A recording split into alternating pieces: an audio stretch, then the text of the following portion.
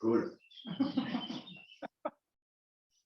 Voilà, bonjour à tous. Donc nous sommes en direct de Navoti, à Neuilly-Pont-Pierre. Donc on est ici pour rencontrer Nadia Hassani, architecte, qui souhaitait partager avec nous sa vision humaniste du métier.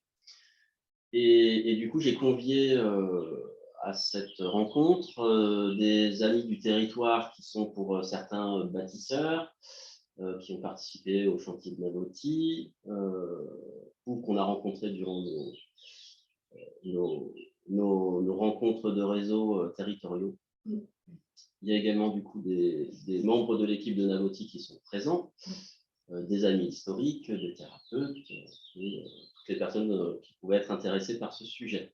Donc la réunion est enregistrée parce que ça peut intéresser également d'autres réseaux concentriques autour de ce noyau.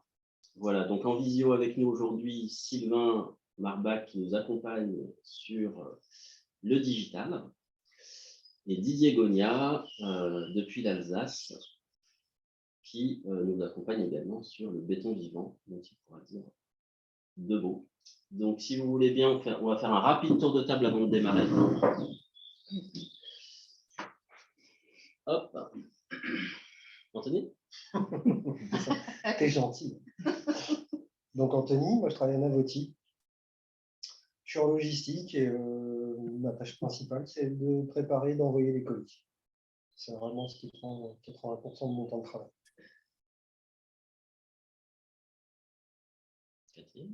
Bonjour. Donc, je suis créatrice de Navoti avec Tiffaine, Frédéric et Christian, disparus aujourd'hui, mon époux. Voilà, donc je suis très intéressée par les propos de Nadia, la découverte en tous les cas. Voilà. Bonjour, je suis François André, ami de longue date de Navoti, et thérapeute, ostéopathe et biochimicien, et aussi très intéressé parce que Nadia avait fait partager. Demandez la pression. Alors, pour ma part, pour me présenter, c'est Mathieu Menet. Donc, je suis économiste de la construction de formation et je suis futur coordonnateur de travaux chez AIA.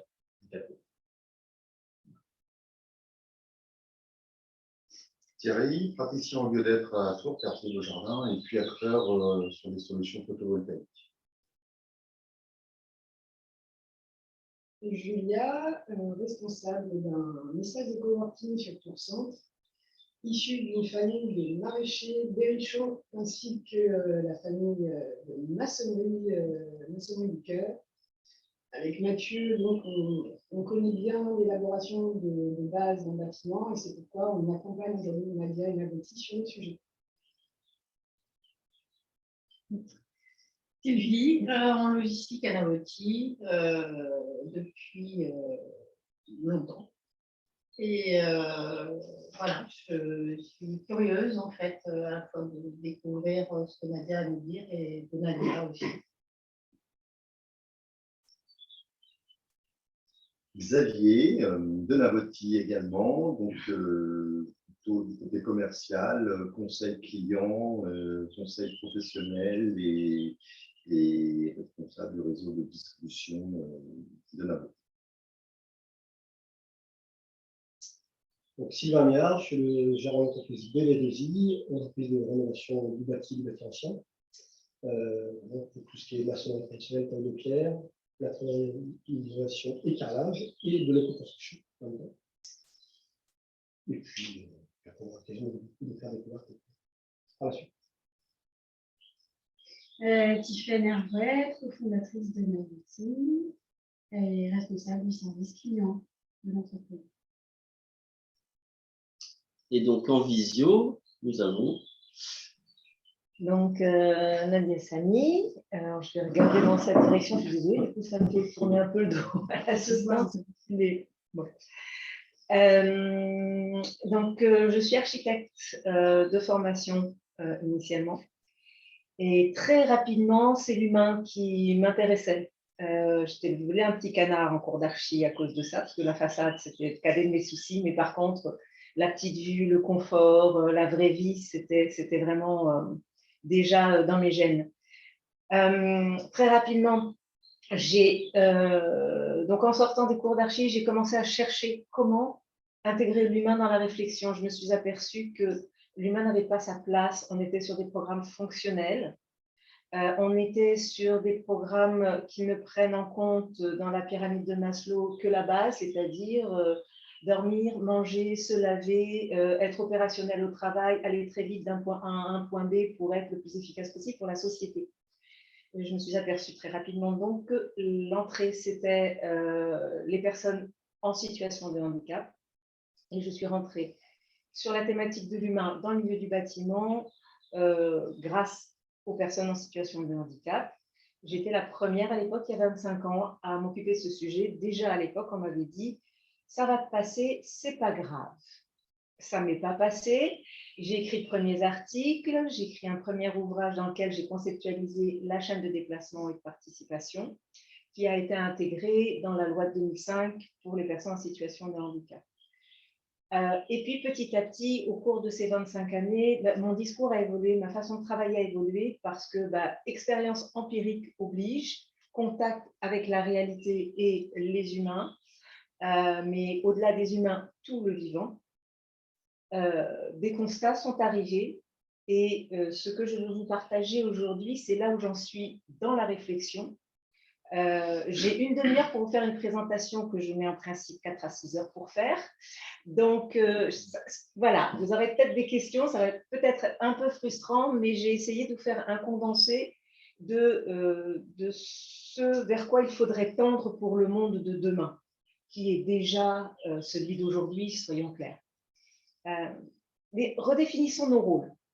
Nos rôles en tant que bâtisseurs, artisans, architectes, entreprises du milieu de l'aménagement, de la construction, de l'urbanisme, de l'architecture. Notre rôle, c'est d'accompagner le politique, parce que le rôle du politique, c'est de maintenir la paix dans sa cité. Et nous, notre rôle, c'est de lui donner les outils, les moyens de maintenir le citoyen en paix avec lui-même, donc avec les autres, pour maintenir la paix dans sa cité. Et ça, c'est une définition que je n'ai jamais eue en archi. C'est ma grosse frustration. Que ce soit en paysagisme, en bureau d'études, en économie, etc., on n'entend jamais ces mots-là. Et ces mots-là devraient être ceux qui guident nos manières de penser, nos manières de programmer, nos manières d'aménager, nos manières de construire. Alors, une fois que j'ai dit ça, vous allez me dire, OK, ça, ce sont des mots. Comment on fait? Comment on trouve une articulation? Ah oui, pardon, c'est pas là, c'est là. Comment on organise cette pensée de manière à la rendre concrète et à la rendre applicable dans un milieu du bâtiment qui est loin de ça et qui, a priori, ne s'est pas senti forcément concerné par ça.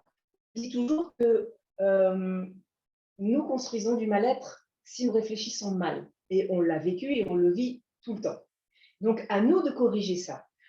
À nous de le corriger d'abord dans l'existant, parce que l'existant a vraiment toute son importance. L'existant, c'est l'histoire des gens. Et on ne peut pas rayer l'existant et donc l'existence des gens aussi violemment en disant on rase et on fait du neuf. Donc déjà, il y a toute cette dimension-là à prendre en compte. Alors, pour avancer, du coup, c'est celui-là. Merci. Au lieu de chercher ce qui nous sépare, c'est-à-dire de faire une loi pour les vieux, une loi pour les handicapés, une loi pour les jeunes, une loi pour les étudiants, un règlement pour la petite enfance, un règlement pour la voirie, etc., etc., cherchons ce qui nous relie. Et ce qui nous relie, c'est ce que nous sommes par essence. Nous, humains, au milieu du vivant. Donc, ce qui nous relie et ce que nous sommes par essence, c'est que nous sommes tous biophiles. Nous sommes tous biophiles, nous sommes tous biodiversité dans notre être, dans notre composition. Nous sommes plus de 70% d'eau. Nous avons besoin d'air. nous avons besoin de nature.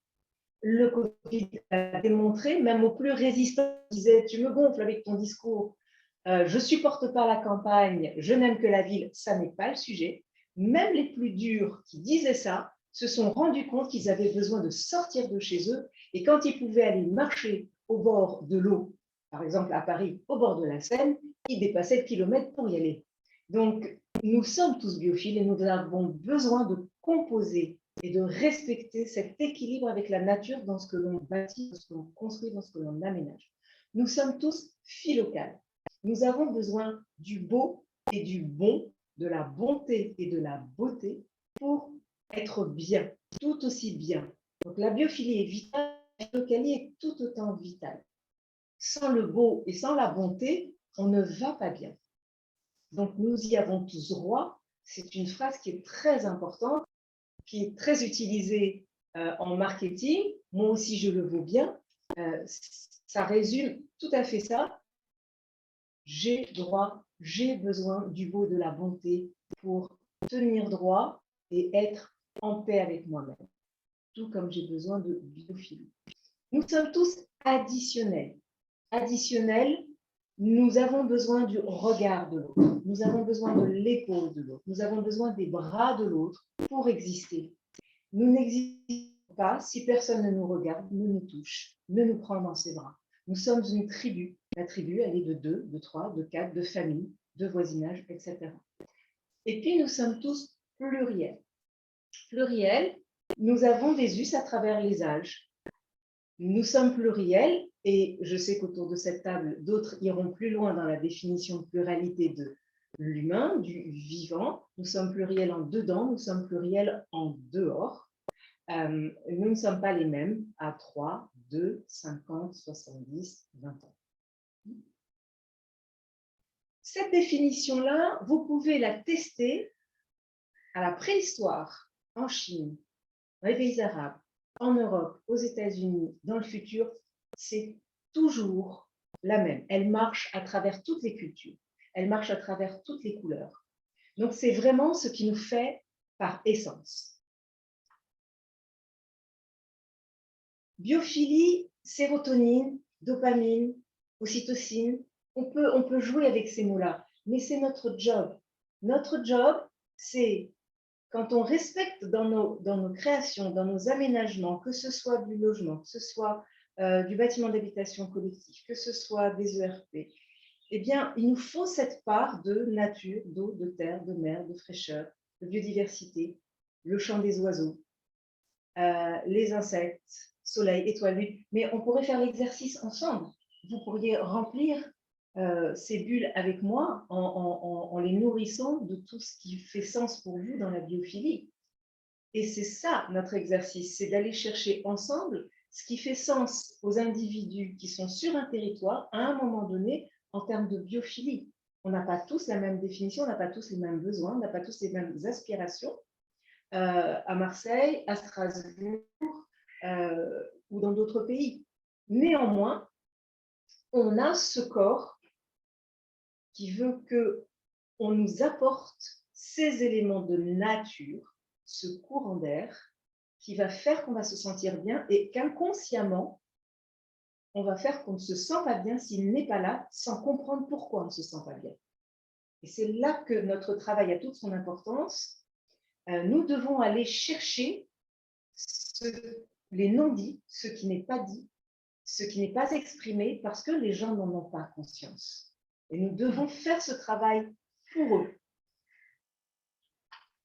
Philocalie, la beauté, la bonté, on pourrait dire j'aime, j'aime pas. Et ce n'est pas ça le sujet. Bien sûr, j'aime, j'aime pas, c'est beau, c'est pas beau, ce sont des mots du quotidien qu'on utilise. Mais c'est ce que je ressens, c'est ce que je sens. Ça sent bon, ça sent pas bon. C'est ce que je vois.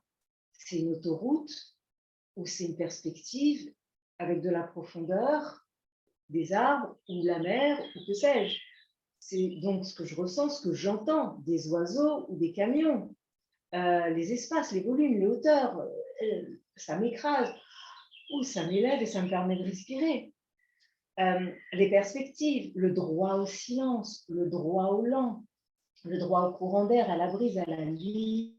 C'est ça la définition du beau, de la bonté, de ce qui est doux avec l'être et qui permet donc à l'être doux de créer une société plus douce et de vivre en société de manière plus douce et moins violente.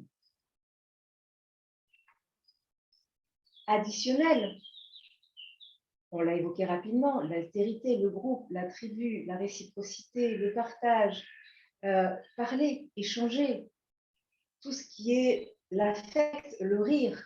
Je vous donne un exemple. Vous déplacez une personne parce que vous considérez, ou quand je dis vous, la société, l'aménageur, le bailleur social considère qu'elle n'est pas bien dans cet appartement, dans cet immeuble, et elle le met dans un environnement neuf, propre, qui va répondre à ses besoins d'évolution corporelle. On la coupe de ses voisins, de sa famille, de ses amis, de son boulanger, de son fromager. Elle est très bien physiquement, elle est dans une enveloppe physique qui lui convient. Par contre, psychiquement, elle ne va pas bien du tout, elle est très malheureuse parce qu'elle a été isolée. Donc nous, notre job, c'est de mettre en place les conditions de l'autonomie sans tomber dans l'isolement. Et ça, c'est un super exercice. Pluriel, cette fameuse personne qui a des évolutions, donc des besoins différents à travers les âges, 1 an, 2 ans, 3 ans, 30 ans, 50 ans, 80 ans, des opinions différentes, on ne pense pas la même chose à 20 ans qu'à 50 en général, hein. Des joies, des peines, des douleurs, des forces, des puissances, des maladies, des handicaps, nous sommes tout ça. Déjà, nous sommes tout ça, et ça se respecte aussi. Donc, dans l'exemple que je viens de donner précédemment, on a respecté la pluralité de cette personne en y répondant. On a oublié sa propension à être additionnelle, à avoir ce besoin vital de l'autre dans son histoire, dans ce qu'elle a créé, dans la vie qu'elle a eue.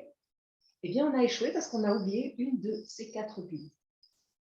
Donc, voilà déjà en programmation comment très concrètement on peut faire redescendre une parole qui semble politique en éléments de programmation qui permettent d'améliorer le cadre de vie, que ce soit à l'échelle d'une maison individuelle ou que ce soit à l'échelle d'un quartier, d'un immeuble, d'une société entière. Donc là, nous venons de redéfinir ce qu'est l'Homo sapiens par essence. Maintenant, cet Homo sapiens, comment je l'aborde? Alors, ce qui est bien aujourd'hui, c'est qu'on est de plus en plus dans la consultation de l'habitant. Donc, il y a ce mouvement politique qui veut qu'on aille consulter l'habitant, qu'on lui demande son avis, qu'on construise avec lui, qu'on écrive avec lui, qu'on prescrive avec lui. Très bien. Néanmoins, l'habitant ne dit pas tout. Il ne dit surtout pas ce qu'il cache sous le tapis. Et nous, ce qui nous intéresse, c'est ce qui est caché sous le tapis. Parce que ce qui est caché sous le tapis, c'est ce qui va révéler le mal-être, la honte, je ne le vaux pas, je ne vaux rien, oh, je ne vais pas le dire. Mais c'est là qu'il faut qu'on aille travailler. Parce que c'est là qu'on va pouvoir appuyer sur le levier qui fera que la honte s'effacera, que lui ou elle aussi le vaudra bien. Donc, dans les tout petits, 0, 1, 2, 3 ans, on a la chance de la parole libre. On dit ce qu'on pense. Donc, il n'y a pas de sujet. Là, je n'ai pas besoin d'aller gratter. Hein. Oh, elle n'est pas belle, la dame. Oui, ça, c'est fait.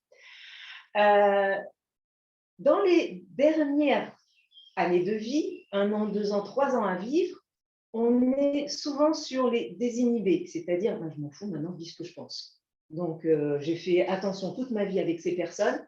Là, maintenant, il ne me reste plus que 3 ans à vivre. Donc, ce n'est pas trop là non plus que je vais avoir des difficultés à faire parler, à faire émerger ce qu'il y a sous le tapis. Par contre, ceux du milieu, c'est-à-dire nous tous, et tout autant qu'on est, les taiseux, ce que j'appelle les taiseux, eh bien, ceux du milieu, on a tellement été formatés à bon, c'est pas bien, tu dis pas qu'elle est moche, la dame. C'est pas bien, top. Donc, on a tellement été habitués à c'est pas bien, tu dis pas, tu n'exprimes pas. Quand on te demande ça va, surtout, tu dis ça va. Parce que si tu dis, oh là là, ça va pas, tu as tout le monde qui fait, oups, elle est où la sortie sur le côté pour que je puisse m'échapper. Donc, le taiseux ne dit pas. Donc, c'est à nous d'aller chercher dans l'inconscient collectif du taiseux ce qu'il a tellement bien caché qu'il ne sait même plus exprimer. Et puis après, avec le TSE, ce n'est pas plus facile d'aller chercher les non-dits conscients. On a parlé des non-dits inconscients, mais les non-dits conscients. C'est-à-dire, je sais très bien que je ne le dis pas, mais je ne veux pas le dire, je ne veux pas le montrer. Quand on a fait une étude avec des collègues designers, sociologues, sur l'abandon d'actes de soins ou sur l'ambulatoire à domicile, très vite, on s'est aperçu que quand on avait des maladies, quand on rencontrait des personnes avec des maladies longues à domicile, de 7 à 77 ans, les cartons n'étaient jamais rangés. Nous, on s'est dit, on va arriver, on va réfléchir un petit peu à comment on fait pour ranger tout ça dans un coin, etc. On va faire des belles armoires. Le designer et l'architecte qui commence à phosphorer tout seul dans son coin, qui se plante complètement parce que le sujet, ça n'est absolument pas ça. Puisque la maladie n'a pas le droit de s'installer chez moi. La maladie ne gagnera pas. Donc, pour que la maladie ne gagne pas, elle ne s'installera pas. Donc, il n'est pas question que lui fasse une place. Donc, soit elle reste dans les cartons, soit elle reste sur le palier, soit elle est sur le balcon, sur la terrasse, soit elle est à la cave. Et tous les jours, je préfère aller chercher les couches, les pansements, etc. à la cave et faire l'aller-retour plutôt qu'elle soit installée à la maison. Et ça, on l'a retrouvé chez tout le monde. Donc, l'idée reçue, je vais créer un petit coin de rangement pour tout ça, on l'oublie complètement. On l'oublie complètement. Sauf que quand on allait chez eux, ils ne voulaient pas qu'on voit les cartons avec le bazar. Sauf que ce qui était révélateur et qui nous a amené à penser et à repenser le logement de demain autrement, puisque la France se prépare dans les 10 ans à être à 90% en ambulatoire, et que quand j'ai 25 points de suture, mon verre d'eau, je ne peux plus l'attraper tout seul et que mon domicile devient mon pire ennemi, il y a bien des choses à faire changer dans la programmation d'un habitat. Et le plus important, c'était le carton qui ne voulait pas montrer. Donc, c'est là qu'on doit effectivement aller chercher, quartier par quartier, lieu de vie par lieu de vie, que ce soit à l'échelle d'une famille, encore une fois, d'un immeuble ou d'un quartier, ces petits riens qui vont faire la différence et sur lesquels il va falloir qu'on travaille en profondeur. Donc, ce que les habitants laissent avoir et surtout ce qu'ils ont caché et rangé, pour aller plus loin, mobiliser les sens, filmer, enregistrer, photographier. Donc là, c'est rapidement sur ce diapo-là, un peu la méthode, comment je fais pour relever ces éléments et les traduire en éléments de prescription qui font corps et qui font sens pour un programmiste, pour un économiste, pour un architecte, pour un élu, pour un technicien, parce que tout ce qu'on dit, il faut qu'à un moment donné, dans un milieu aussi pragmatique que le milieu du bâtiment et de l'aménagement, il faut des outils qui soient très pratico-pratiques et des méthodes qui soient très pratico-pratiques. Tout ce qu'on vient de dire là, on doit l'appliquer dans 4 domaines. Organisationnel, serviciel, humain, technologie et bâti. On a vu que si on manquait une des 4 bulles tout à l'heure de la définition de l'essence de l'Homo sapiens, on n'était pas bon. Idem, si on manque une de ces 4 bulles-là en termes de mise en œuvre, nous ne sommes pas bons. Organisationnel, comment j'organise l'accueil, comment j'organise l'espace. Serviciel, comment j'accueille, quel service, comment je tends la main, comment je suis présent. Technologie, quelle technologie je mets en œuvre. Bâti, quel impact sur le design du lieu de vie. Et le bâti ne peut pas répondre seul, que ce soit du paysage, du jardin, de la maison individuelle ou autre chose, ne peut pas répondre seul à tous les critères qu'on a évoqués là-haut. Donc, ça, c'est complémentaire, c'est systémique et interconnecté. Une part de bâti répondra, une part de serviciel y répondra, une part d'organisationnel, comment j'organise la vie du quartier, y répondra, une part de technologie y répondra. Et tous sont complémentaires les uns des autres. Souvent, quand on m'appelle sur une opération, on m'appelle sur le bâti. Et moi, très rapidement, je vais chercher tous les services qui s'occupent de l'organisation de la vie du lieu et des gens qui participent à l'organisation de la vie du lieu. La technologie, idem, elle doit aider à l'autonomie sans isoler. Donc, quand on dit, pour la personne âgée, je lui mets un bracelet, je suis tranquille parce que je sais que si elle tombe, j'ai plus besoin de passer la voir, eh bien, cette solution-là ne me convient pas, parce qu'elle isole.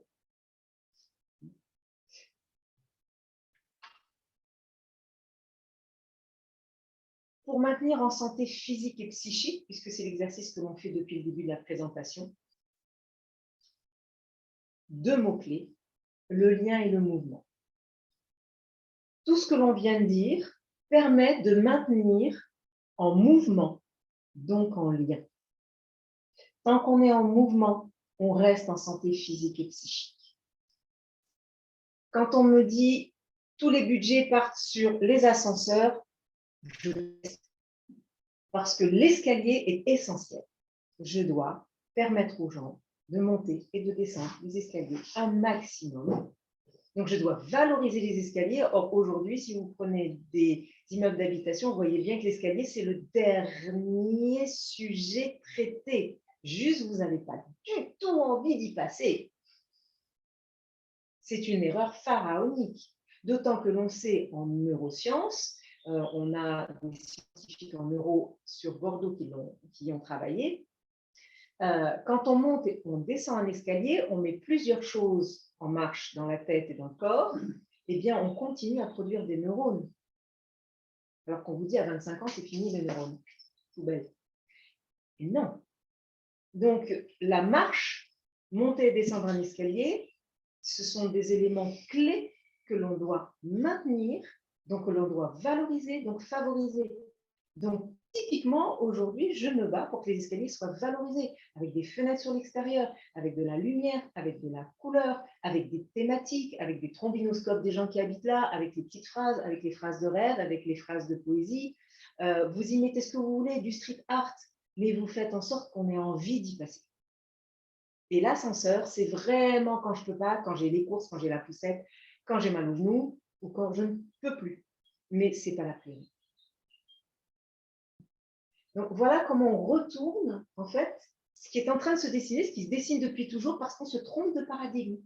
On s'est trompé de paradigme. Donc, à nous de corriger les paradigmes pour revenir sur une société, sur des êtres, donc une société, en santé physique et psychique. J'ai réussi à tenir mes 30 minutes. Yes. Bravo, bravo. En tout cas, bravo.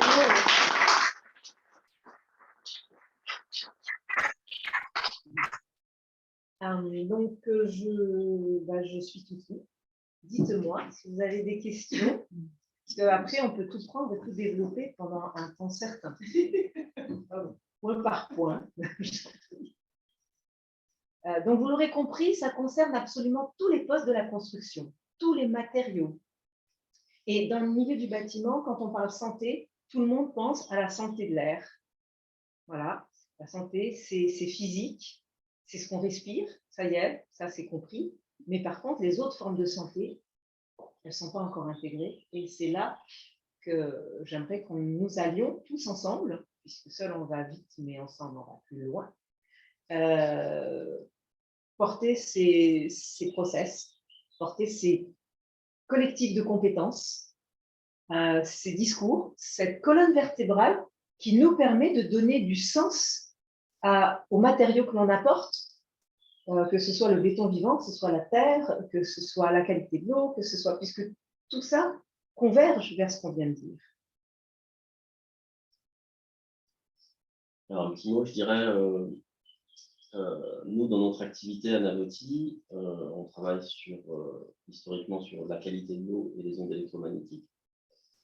On a élargi ensuite au milieu interne avec les intestins, la nutrition et puis l'énergie subtile. Donc, en fait, quelque part, on vient compenser les dégâts d'un urbanisme, d'une architecture incohérente avec le vivant. Puisqu'on vient ramener des ions négatifs aussi avec les técoyas, on vient ramener une ambiance électromagnétique cohérente, etc. Donc tout ce que l'urbanité, ou même en milieu rural, les maisons en parpaing et les convecteurs électriques, on génère du mal-être avec de mauvais process constructifs. Donc on vient compenser quelque part. Et du coup, depuis quelques années qu'on participe de projets constructifs qui souhaitent intégrer justement un niveau de cohérence plus élevé. Du coup, son discours vient effectivement rassembler toutes les briques autour d'une colonne vertébrale et de termes et les hormones associées, c'est quelque chose aussi sur lequel on travaille. Donc c'est très réjouissant d'accueillir cette synthèse. Et puis du coup, je voulais donner la parole à nos personnes en distanciel qui ne se sont pas encore présentées, mais qui du coup pourront nous donner aussi leur retour sur cette présentation. Didier, peut-être? Oui, bonjour à tous déjà, puisque je ne l'ai pas fait au début. Merci pour l'invitation. Même si c'est très spécial d'avoir des carrés sur un écran avec des gens qui bougent, c'est bizarre. C'est pas très vivant pour moi. Alors, donc moi, la vitalité, je la tire en grande partie, je vous le montre, hein, c'est mon copain de tous les jours. Hein. Vous le connaissez tous, le fameux nautile, ce vieux mollusque céphalopode. Donc, c'est lui qui enrichit en partie le béton biodynamique. Je dis bien en partie, parce qu'il y a encore beaucoup d'autres choses.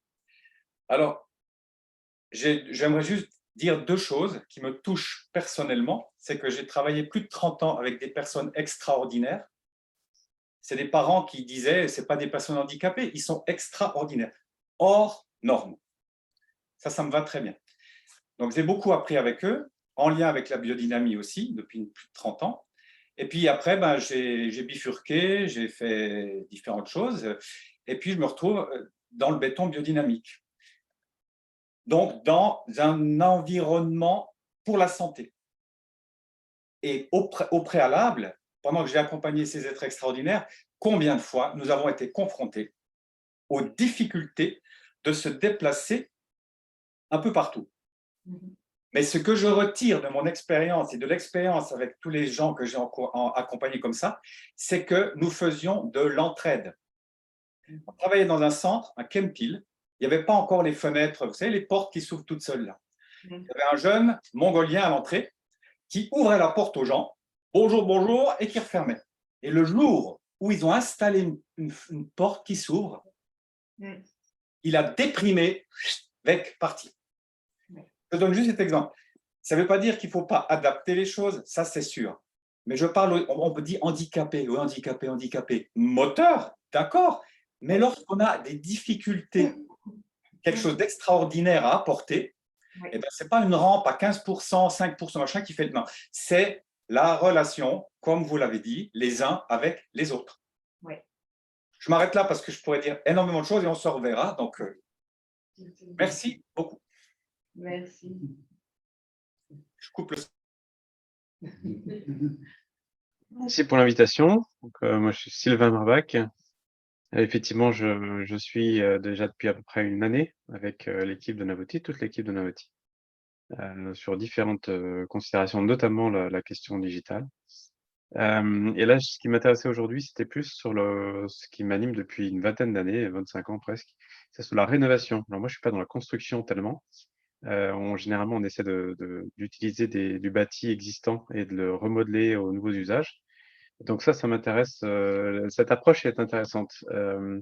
Après, j'aurais dire, dommage qu'elle soit arrêtée là, qu'il y ait plus d'exemples concrets, parce qu'effectivement, il y a l'état d'esprit dans lequel on se positionne, le contexte, relire un peu les essentiels. Mais derrière, comment on peut interpréter ça, mettre ça en œuvre, en fait, tout simplement. On parlait des escaliers, c'est un très bon exemple. Il y en a sans doute plein d'autres, des espaces de navigation, de circulation à l'intérieur du bâtiment, ou des espaces collectifs ou les espaces individuels. Enfin, il y a sûrement plein de choses qui sont cachées, donc du coup, ça donne envie d'aller voir, d'aller gratter ce qui est derrière. Mais voilà, mais en tout cas, très intéressé, moins par la construction pure que par justement donc la réaffectation des surfaces actuellement bâties, y compris de la transformation lourde de type on passe d'une ferme à du locatif collectif, un petit collectif, des choses comme ça. Et donc inspirant. Voilà, merci. Merci. Et Élodie.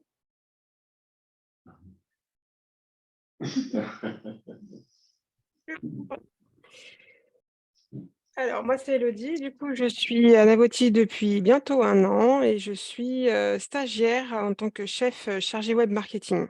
Donc, tout ce qui va toucher effectivement le digital également. Voilà. Et je suis ravie de travailler dans une entreprise tournée vers l'humain et de rencontrer un peu plus chaque jour les personnes qui gravitent autour et des gens comme toi, Nadia. Merci pour ta présentation. Merci.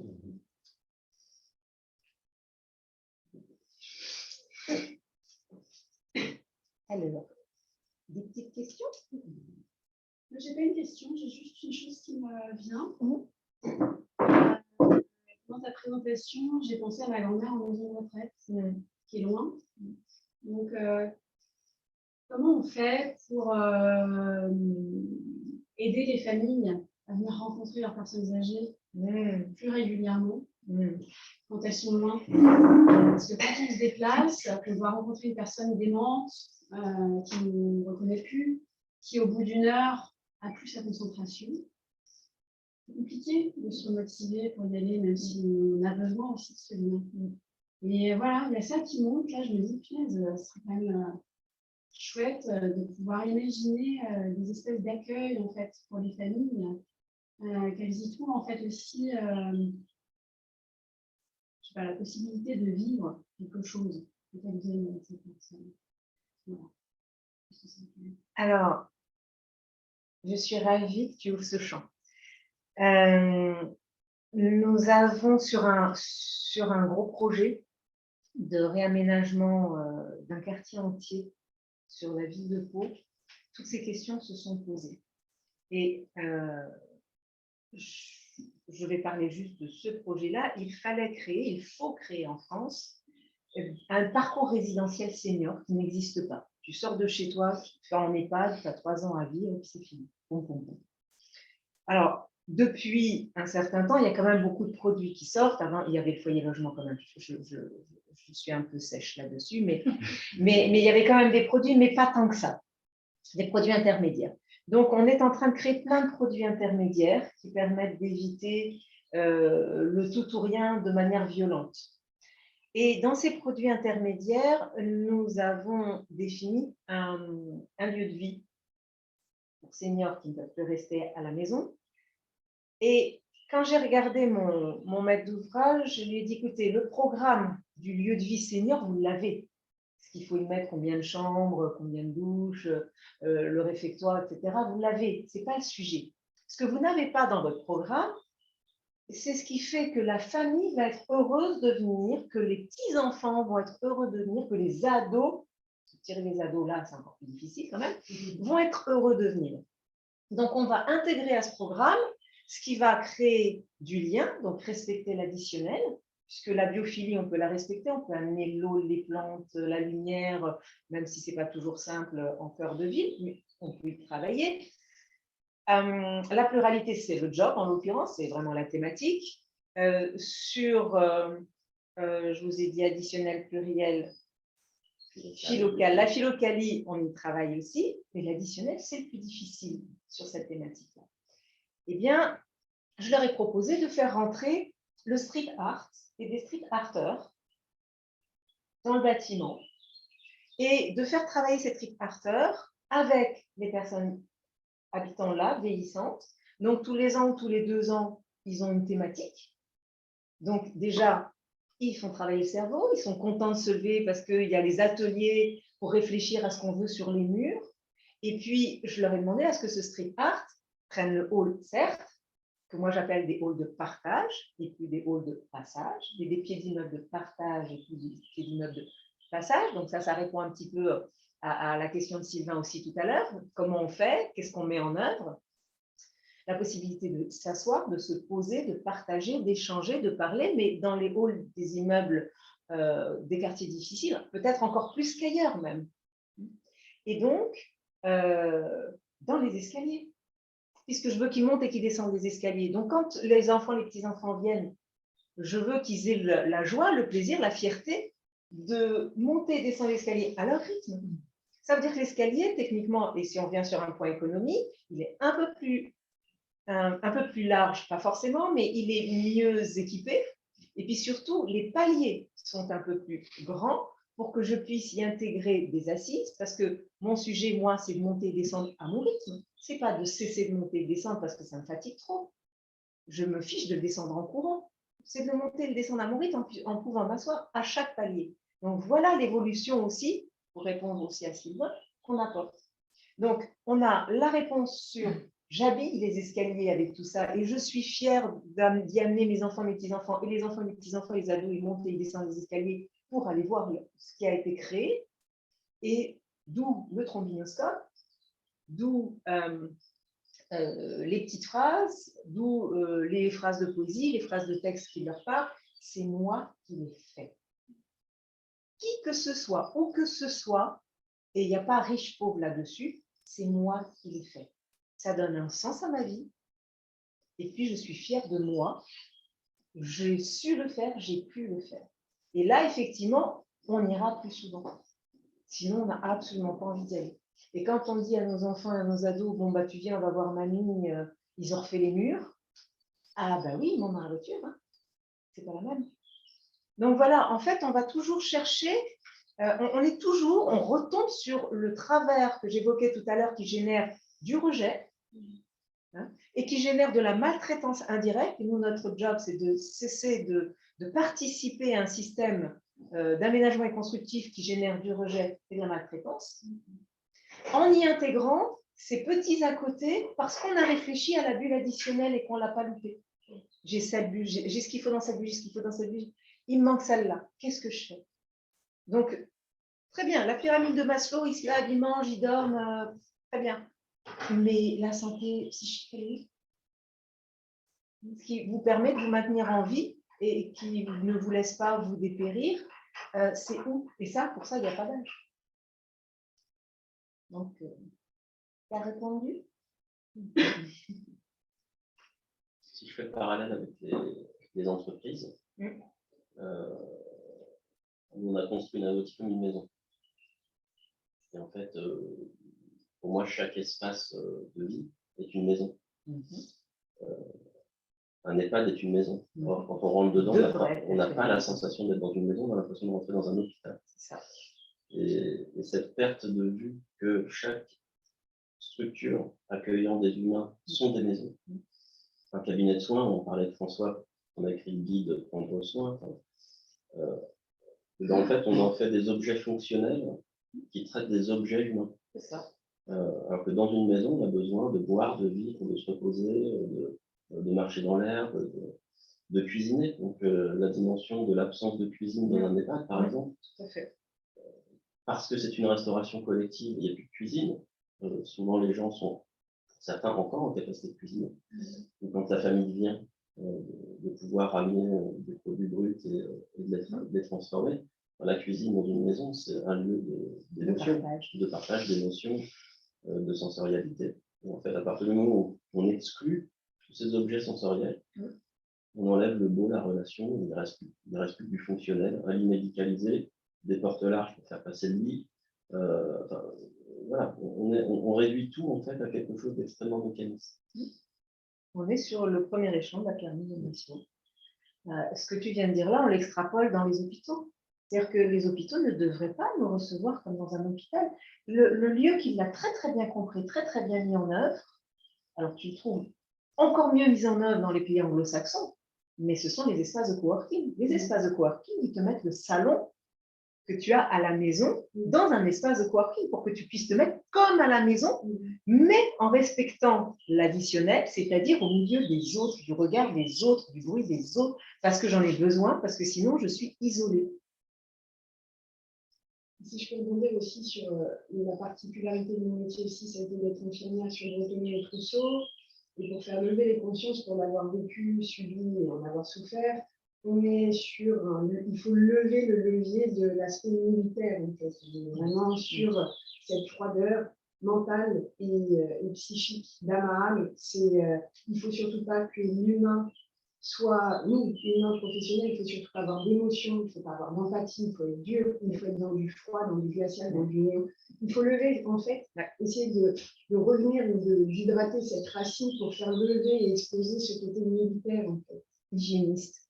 essayer de décoffrer un petit peu le sujet. C'est principalement ça que je fais avec la connaissance.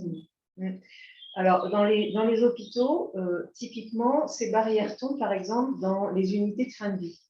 Et on a fait un travail extraordinaire avec une personne qui est devenue une amie coloriste, puisque je n'ai pas parlé de la couleur, mais évidemment, un lieu sans couleur, ce n'est pas un lieu vivant non plus. Et la couleur, ça sera même avec tout un tas de choses. Ils le font très, très bien là.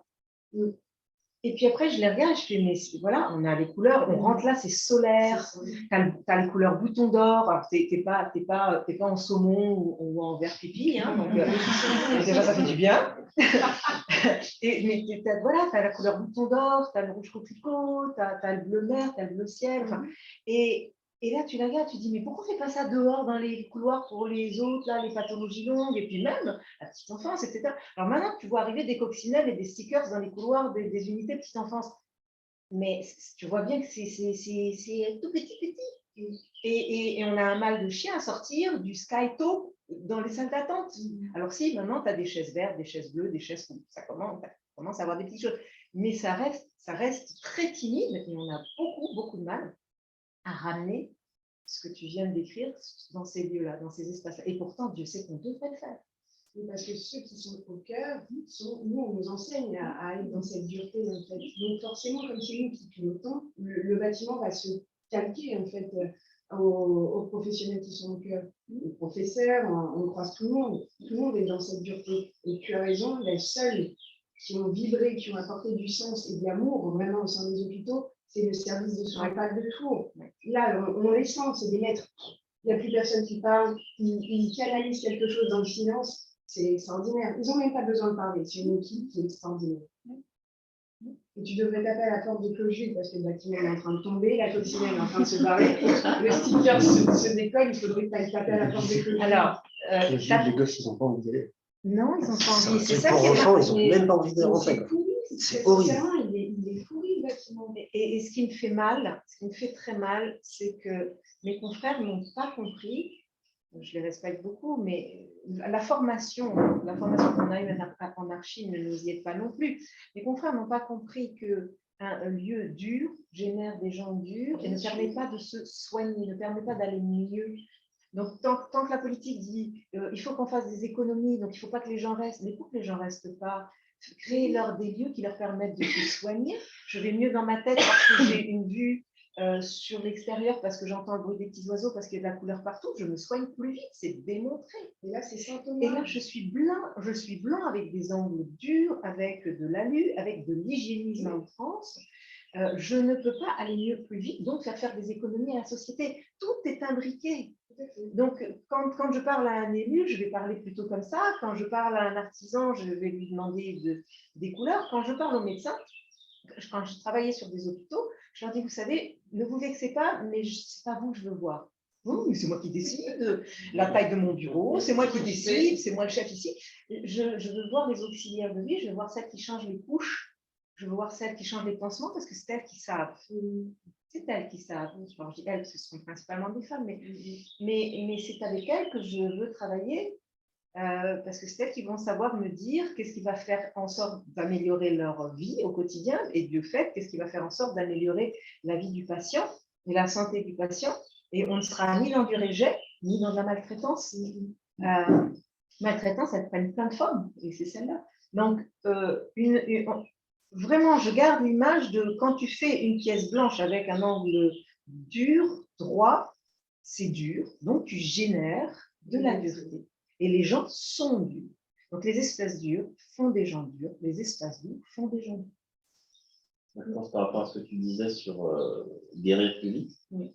Je pense que c'est quelque chose qui n'est pas dans la tête des personnes en responsabilité, c'est-à-dire qu'il y a une perte de raison d'être. Et si on questionne l'essentiel des soignants, qu'on leur dit pourquoi vous êtes là, personne ne va dire pour que les gens guérissent plus vite. Personne, j'en suis persuadé. Ils vont trouver d'autres objectifs. En fait, la raison d'être, pour moi, tout le monde en est soigné.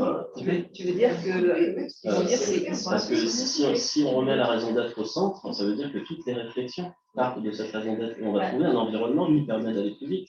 parce que les neurosciences avancent, parce que toutes ces constatations, comme tu l'as dit, on les connaît, ils les connaissent, mais en fait, comme s'ils sont plus collés à la raison d'être, c'est plus mis en œuvre. Et je suis persuadé que la coccinelle, elle a peut-être été payée par l'aide-soignante. Oui, C'est sans doute elle qui a mis un sticker sur Internet pour survivre en fait dans son environnement. C'est pour ça que c'est à elle que je veux parler, parce que c'est elle qui a cette démarche-là.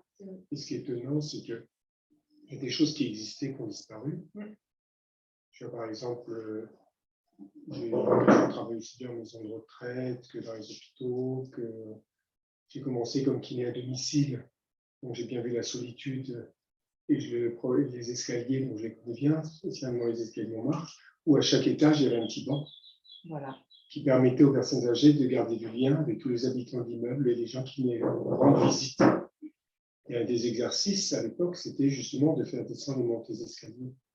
Ce qui redonnait, d'abord, c'est un temps où on reprenait notre temps, la notion de lenteur que tu as évoquée, et puis aussi, ça apportait du rythme. C'est-à-dire que ces personnes-là restaient seules souvent dans leur petit appartement, et de faire bouger en rythme leur corps était quelque chose qui les maintenait aussi en bonne santé.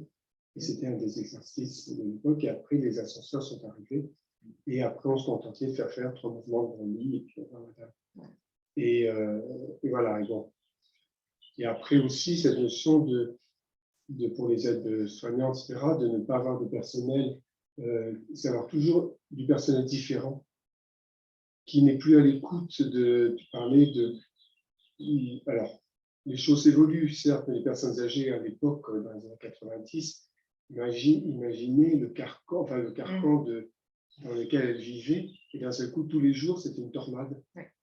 Où elles étaient déstabilisées. Et donc, elles oscillaient entre une solitude complète, dans des tornades qui devaient être efficaces, jamais humaines, entre l'infirmière, les soignants, etc. Et bon, ça, c'était à la maison, puis à l'hôpital ou à la maison de retraite, vous connaissez. Et ma mère est infirmière, donc elle me rappelait que quand elles ont toujours beaucoup travaillé. Elle me rappelait le plus jeune qu'ils travaillaient en équipe. C'est-à-dire ce que les aides-soignantes, les infirmières vivaient sur le terrain était toujours remonté et pris en compte dans le travail d'équipe. Puis les années, ça s'est perdu. La dernière fois qu'elle a été hospitalisée, on lui a imposé, on pourrait dire, des protocoles sans lui demander son avis. Elle n'était qu'un numéro. Et en plus, elle ne pouvait même pas donner son avis en tant que personne âgée parce que c'est seul l'avis de ses enfants qui permettait l'acte ou pas. Donc, et à un moment, donc, le chef de service vient et elle lui dit, mais vous vous occupez de la mécanique, là, vous vous occupez que de la mécanique de l'auto, mais il y a un habitant à l'intérieur de cette auto. Est-ce que vous avez appris à prendre en compte l'habitant? Et elle m'a dit, j'ai vu des yeux comme des soucoupes volantes. J'ai bien compris que l'habitant n'était pas au centre. Donc, voilà une petite expérience rapide de choses que j'ai pu rencontrer. Très juste. Et je me dis aussi, indépendamment du bâti, indépendamment des structures, j'allais dire, de vie, que fait-on les thérapeutes maintenant? Comment sont-ils formés? Est-ce que l'humain peut lui-même aussi s'ouvrir, et tout en restant efficace, fonctionnel, à l'écoute des besoins, qu'ils soient médicaux ou autres, mais aussi dans une relation de cœur. Et en effet, ça soigne les gens, ça les fait vivre plus longtemps. Le bâti, l'organisationnel, le serviciel, donc la formation de l'humain, et puis la technologie autour. Mais les quatre, et pas l'un sans l'autre. C'est tout à fait ça. Je vais vous raconter, est-ce que j'ai un petit peu de temps? Je vais vous raconter l'histoire de mon papy qui voulait juste s'asseoir. Mon papy qui voulait juste s'asseoir allait très très bien, il avait plus de 80 ans. Puis un jour, il a eu un petit pépin de santé et il a dû accepter de se faire soigner, donc un peu à domicile, avec des auxiliaires qui passaient, etc. Et on lui a dit, bon, tu ne bouges plus, là, tu es fatigué en ce moment, tu es en fragilité, les placards sont pleins, tu restes chez toi, tu ne bouges plus. Voilà. Et au Tintin, d'abord, si vous m'avez amené à manger, j'en veux pas. Et puis ensuite, j'ai toujours fait mes balades. Donc, quand tout le monde était parti, il sortait faire sa petite balade, passer chez son boucher, reprendre son sac parce que sa purée, je ne sais pas ce qu'il voulait manger. et rentrer à la maison. Donc, il le fait, il le fait, il le fait. Et puis un jour, il a un coup de fatigue. Il est dehors, il a un coup de fatigue. Donc, il s'assoit là où il peut, il s'assoit sur les marches d'une banque. Histoire vraie. Il s'assoit sur les marches d'une banque, il n'entend pas très très bien. La personne à l'accueil de la banque sort en lui demandant s'il va bien, si tout va bien. Le temps qu'il comprenne, elle a l'impression qu'il est déboussolé. Elle appelle les pompiers. Mais non, je vais très bien, laissez-moi tranquille, je me repose un peu, après je rentre chez moi. Les pompiers arrivent, le protocole se met en place. Une fois que les pompiers ont pris en charge, ils ne peuvent pas l'amener à la maison. Mais j'habite juste là, vous passez devant, déposez-moi. Non, ils l'amènent à l'hôpital. Eureka, c'est l'hôpital où ils le connaissent. Donc, ça va, ils appellent sa fille, l'autorisation et la validation du tiers et non pas de la personne elle-même, qui dit, mais oui, sa fille, elle habite à 500 bornes, oui, oui, vous pouvez laisser partir, je m'en porte garant, pas de problème, donc il le met dans un taxi, il rentre chez lui, bon, c'est pas bien, tu recommences pas, oui, oui, je recommence pas, évidemment, je commence. Sinon, ça ne s'appelle pas la vraie vie. Moi, j'ai beaucoup de personnes âgées qui me disent « Laissez-moi mourir de vivre. Laissez-moi mourir de vivre. » Plutôt que de m'envoyer en maison de retraite. Je préfère changer une ampoule et se casser la lunette en changeant une ampoule, mais au moins ils se sont sentis vivants jusqu'au bout, plutôt que de finir comme ça. Donc, je reviens à mon papy qui voulait juste s'asseoir. Il ressort, et puis un jour, coup de fatigue. Et là, il est à proximité d'un gros pot de fleurs, d'un gros bac. Et il s'appuie à ce gros bac. Et pareil, il y a une dame qui voit qu'il vacille un petit peu, qui s'approche. Vous allez bien, le temps qu'ils comprennent. Bon. Elle appelle quelqu'un. Les pompiers arrivent. Manque de bol. Ce jour-là, c'est sur l'autre hôpital qu'il est amené. Personne ne le connaît. Mais il va relativement bien, hein, ce n'est pas le sujet.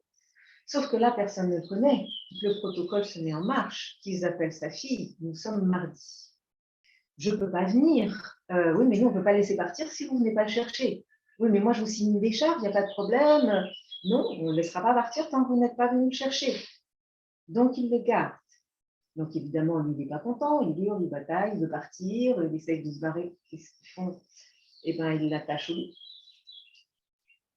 Elle va arriver le samedi. Entre le mardi et le samedi. Il demande un verre d'eau.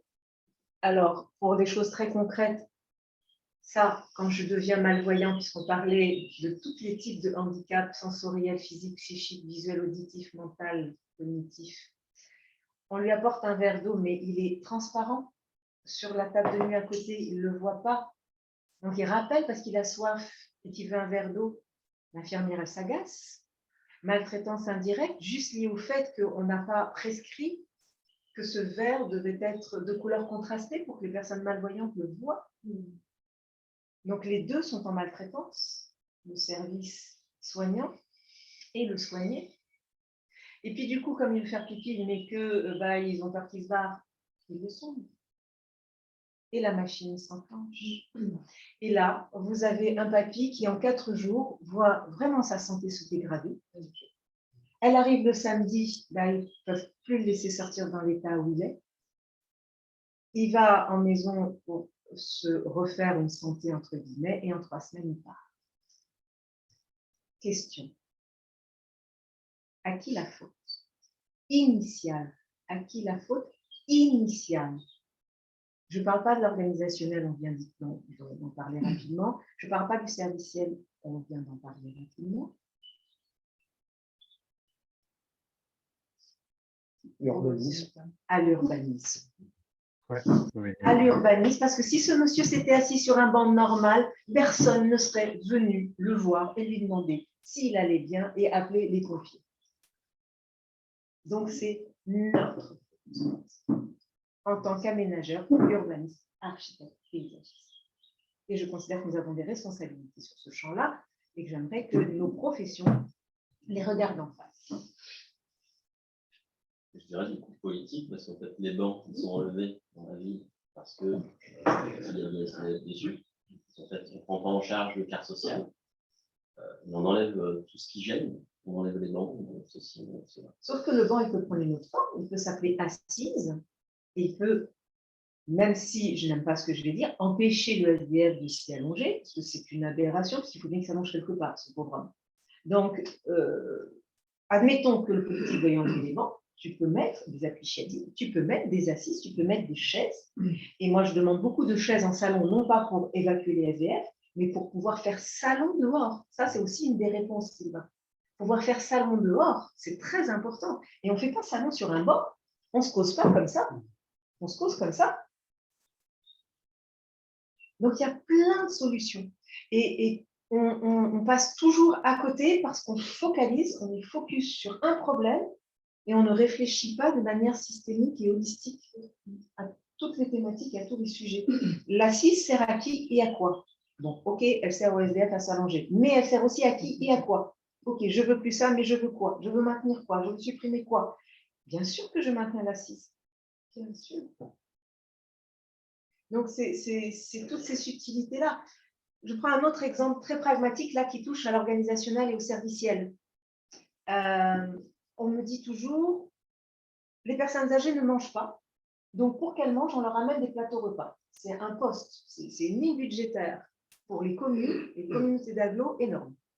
Entre le personnel qui amène les plateaux repas à toutes les personnes âgées 2 fois par jour, le coût du plateau repas sur des grosses entreprises de type Sodexo à qui on fait des super chèques. Et quand tu les regardes et tu dis, mais attendez, pourquoi vous amenez des plateaux repas aux personnes âgées qui ne mangent pas? Puisque quand on va chez eux et qu'on fait une petite étude de terrain, les plateaux repas, ils sont soit pas touchés du tout, soit à peine touchés. Ah oui, mais c'est peut-être la qualité de la nourriture. Non. Réfléchissons à l'être. L'être en France, dans nos pays latins.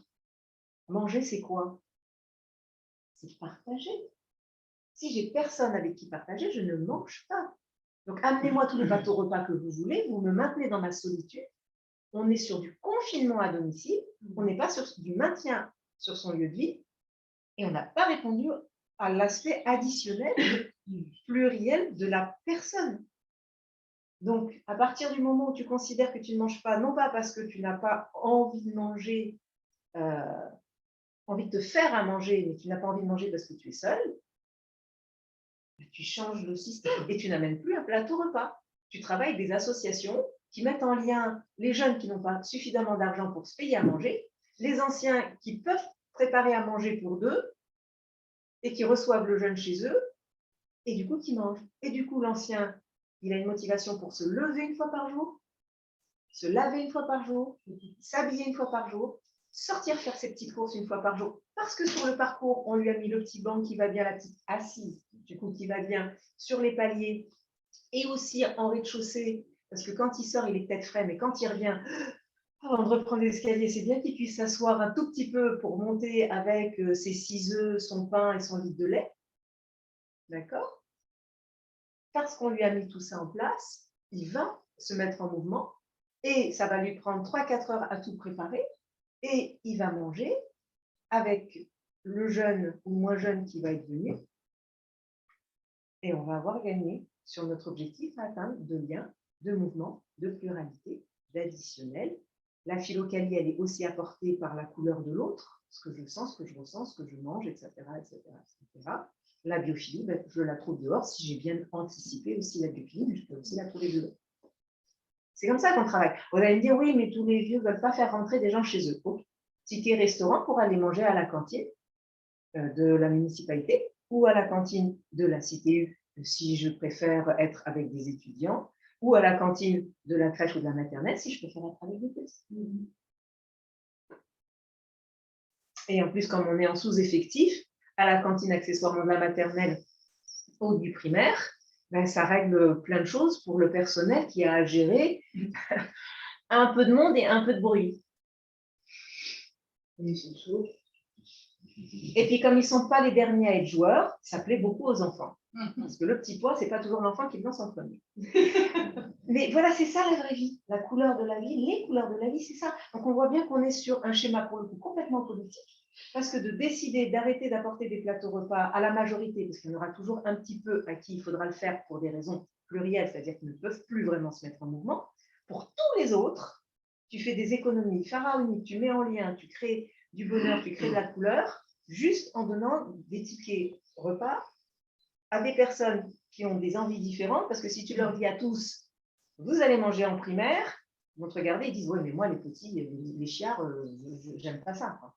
Donc, la notion de choix, c'est vrai que c'est quelque chose que je n'ai pas dit, mais la notion de choix est très importante. La notion de pluralité des solutions, de pluralité des couleurs est très importante. On ne ferme pas sur une solution. Nous n'aimons pas tous la même chose. En fait, à travers ce que tu dis, c'est vraiment ce qui me semble super. Enfin, moi, ça me parle, enfin, je ne sais pas comment dire ça. En fait, ça n'a pas de fin. C'est un perpétuel mouvement qui enfin, si un jour vraiment ça s'invite dans l'urbanisme à tous les niveaux, à toutes les échelles, vraiment cette sensation qu'il y a toujours un renouvellement, enfin, ça devient très organique, donc les tendances s'éteindront, se renouvelleront, mettront autre chose, des choses acquises, et je trouve que c'est beau, c'est très beau ce que tu viens de dire, parce que tu viens de réintroduire l'humain dedans, dans toutes ses dimensions. C'est-à-dire qu'à un moment donné, quand on met ça en place, il s'approprie ce qu'on a mis en place et il le fait vivre. Il n'y a plus besoin d'être là. Ils ont plus besoin de nous. Et ça meurt, et ça remet. C'est ça. Puis le barbecue et la fontaine à eau qu'on aura mise à un endroit dans le quartier, parce qu'on aura identifié en observant le chemin du mulet, c'est-à-dire l'appropriation réelle du quartier par les gens et pas le plan du paysagiste et du designer qui a décidé de nous faire passer là, alors que tout le monde fait ça là depuis toujours. En respectant ça, tu le places là, tu le fais vivre. Donc, tu enlèves le risque de feu, de brûlure, de machin, parce que tu fais quelque chose de propre. Tu leur amènes l'eau, les assises, les tables, etc. Puis tu vois le truc vivre, c'est-à-dire qu'ils vont amener des choses autour, puis ils vont l'utiliser autrement, et puis ils vont amener la chaise, le hamac, le machin, puis c'est parti. Puis tu auras toujours ceux qui respecteront en disant, mais c'est sous ma fenêtre, ça ne me plaît pas, ça fait trop de bruit, je veux que ça soit déplacé. Bah, ils se rencontrent, ils déplacent les trucs, ça vit. Mais ça ne disparaît plus.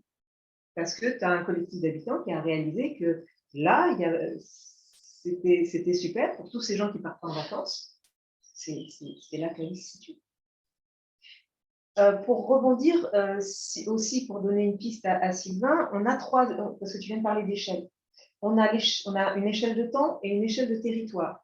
On a à court terme, à moyen terme et à long terme. Tout ce qu'on vient de dire là, il faut le mettre en place à court terme partout où on peut, à moyen terme et puis à long terme, sur le long terme.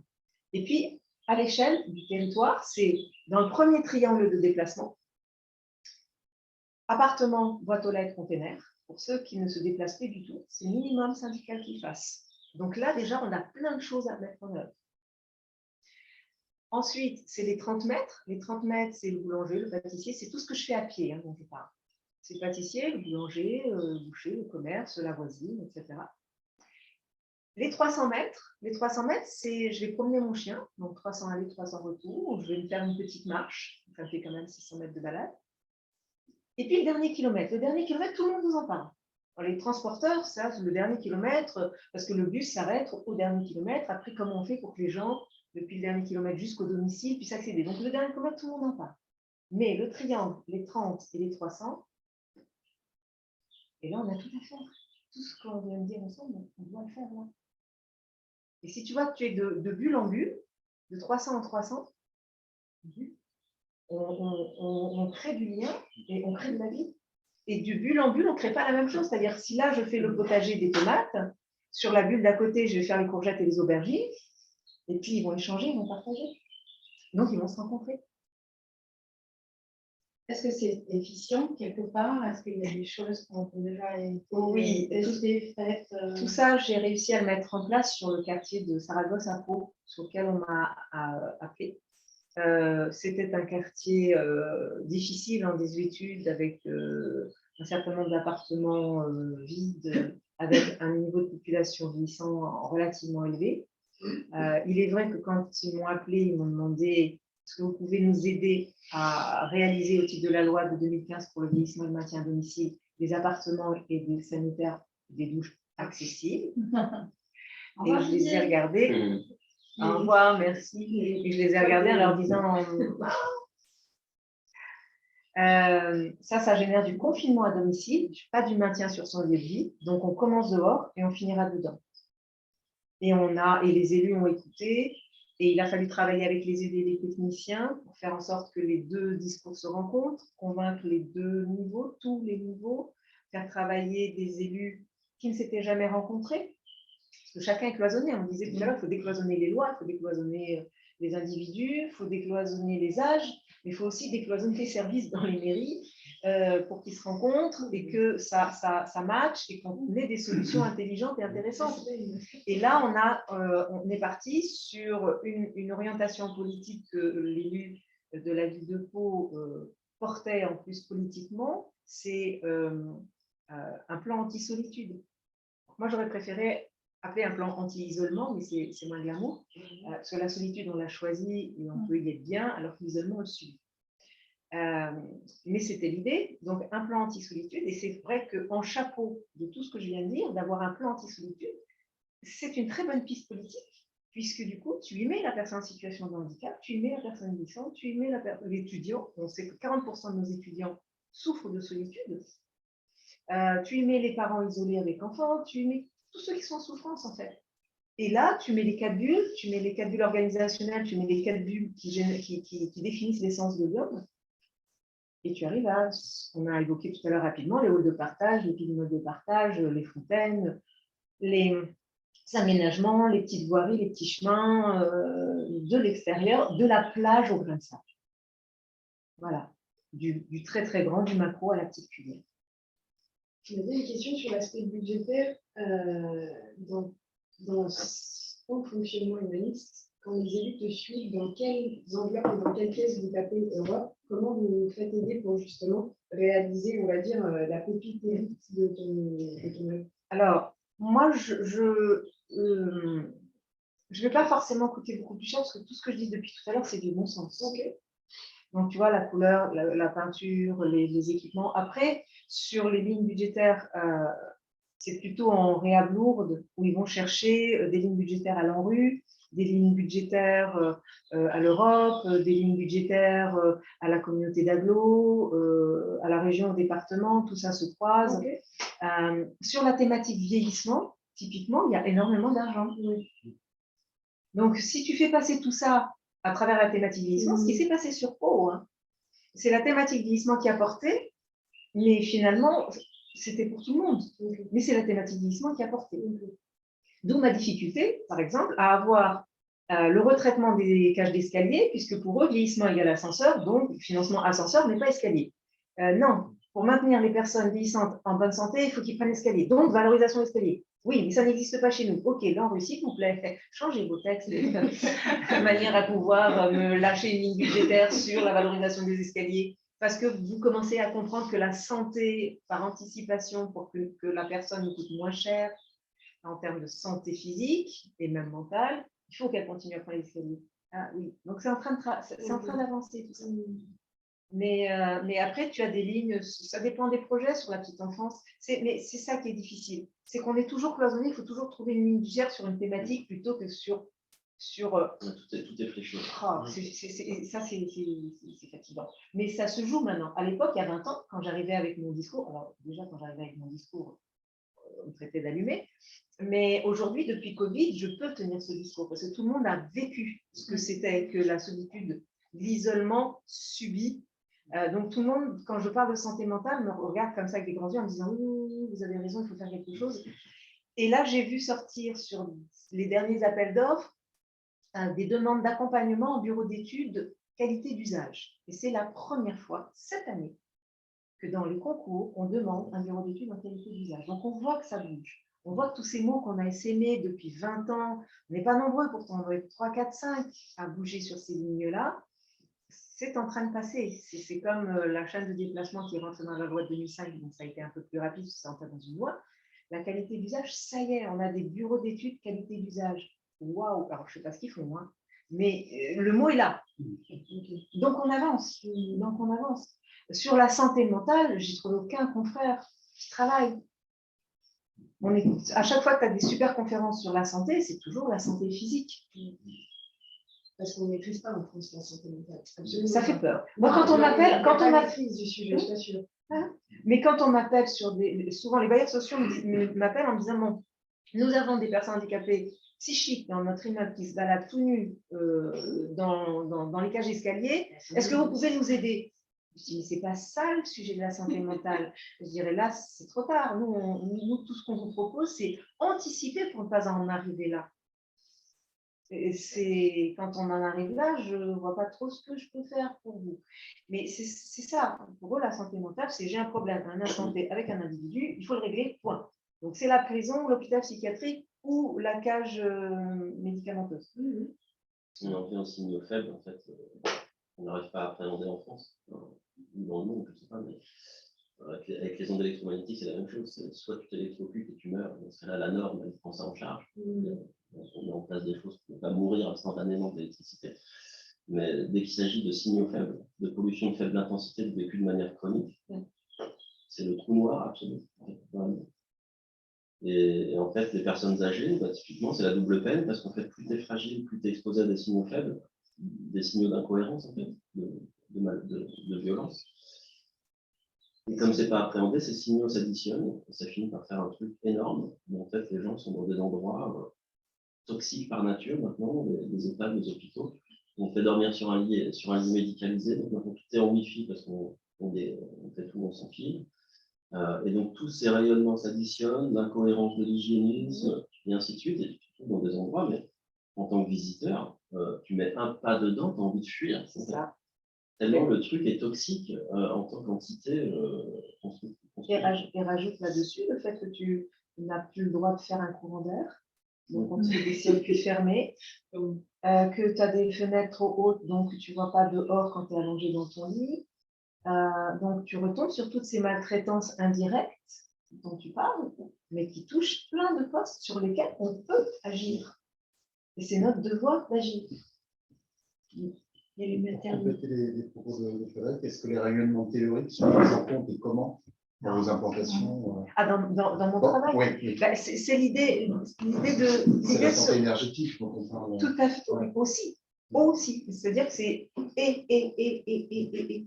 Et si on veut prendre l'individu dans toutes ses dimensions, bien sûr, et c'est pour ça qu'on est là aujourd'hui, l'idée étant de trouver le moyen de, je ne sais pas si créer un collectif est le bon mot, mais en tout cas, de se réunir et d'aller ensemble pour aller dans toutes ces directions et ramener aux aménageurs qui sont en capacité de l'entendre maintenant, et ceux qui ne sont pas en capacité de l'entendre, de le souffler dans des programmes, de l'introduire, de l'insuffler. Et tout ce que je vous ai présenté tout à l'heure, c'est très pragmatique. C'est facile, c'est pédagogique. Ça peut rentrer dans l'oreille, je me dis si je me trompe, mais d'un économiste. Voilà, d'un bureau d'études,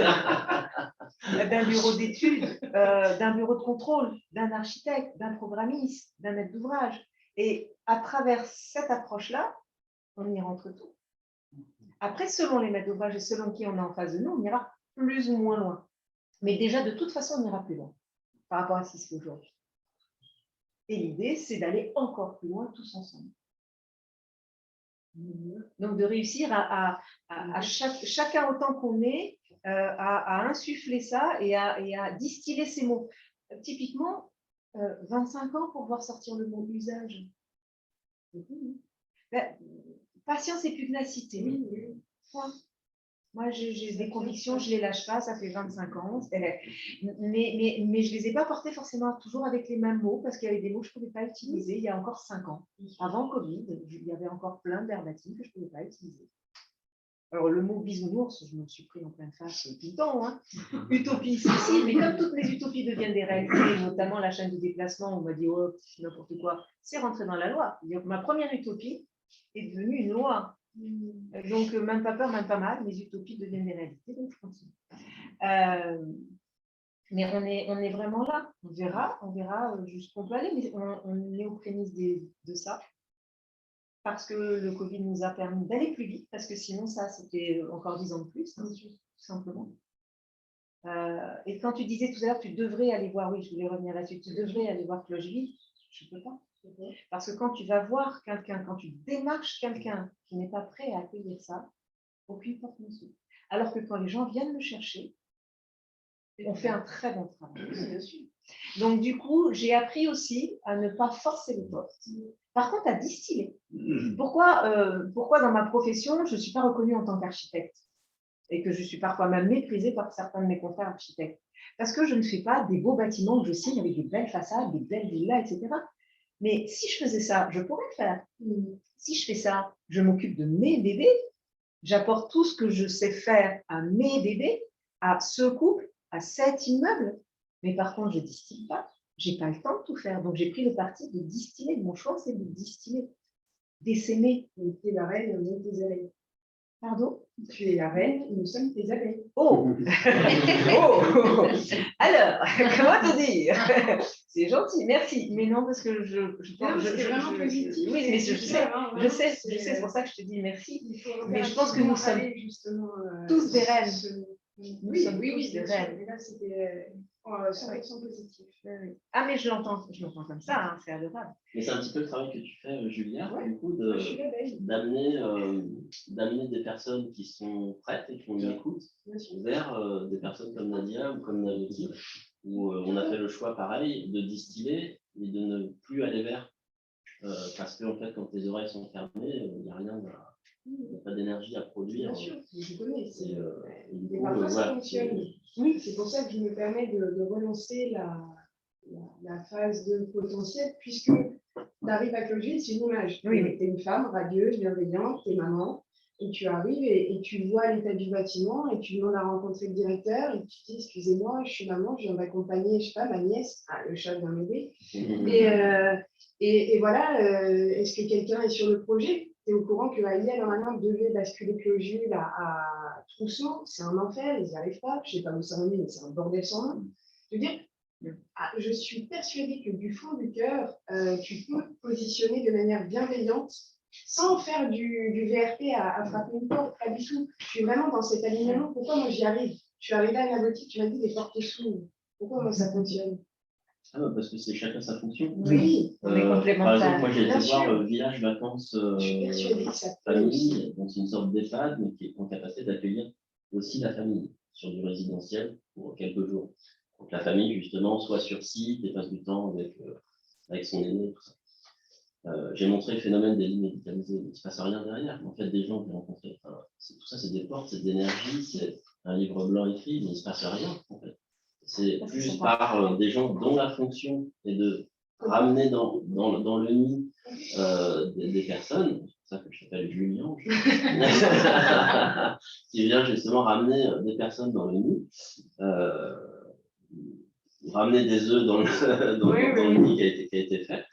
Parce qu'on ne peut pas être nid et en même temps déployé, parce qu'un nid, c'est un espace statique, en fait, qui a une dynamique interne, mais c'est un espace, en fait. Et tu ne peux pas déplacer un nid comme ça. Donc, voilà. Et en fait, il faut accepter de faire le deuil. Hein. Je pense que je l'ai fait. On fait pas mal de deuil. Je l'ai fait, je ne citerai pas l'hôpital, un très très gros hôpital sur Paris. Tu as plusieurs interlocuteurs qui sont en charge des aménagements, qui sont en charge du budget, des budgétaires, des investissements, tu as la direction, tu as les fondations, etc. Déjà, il faut réussir à convaincre tout ce monde-là. Quand on a un, ça va à peu près. Quand on a plusieurs, tu en as toujours qui font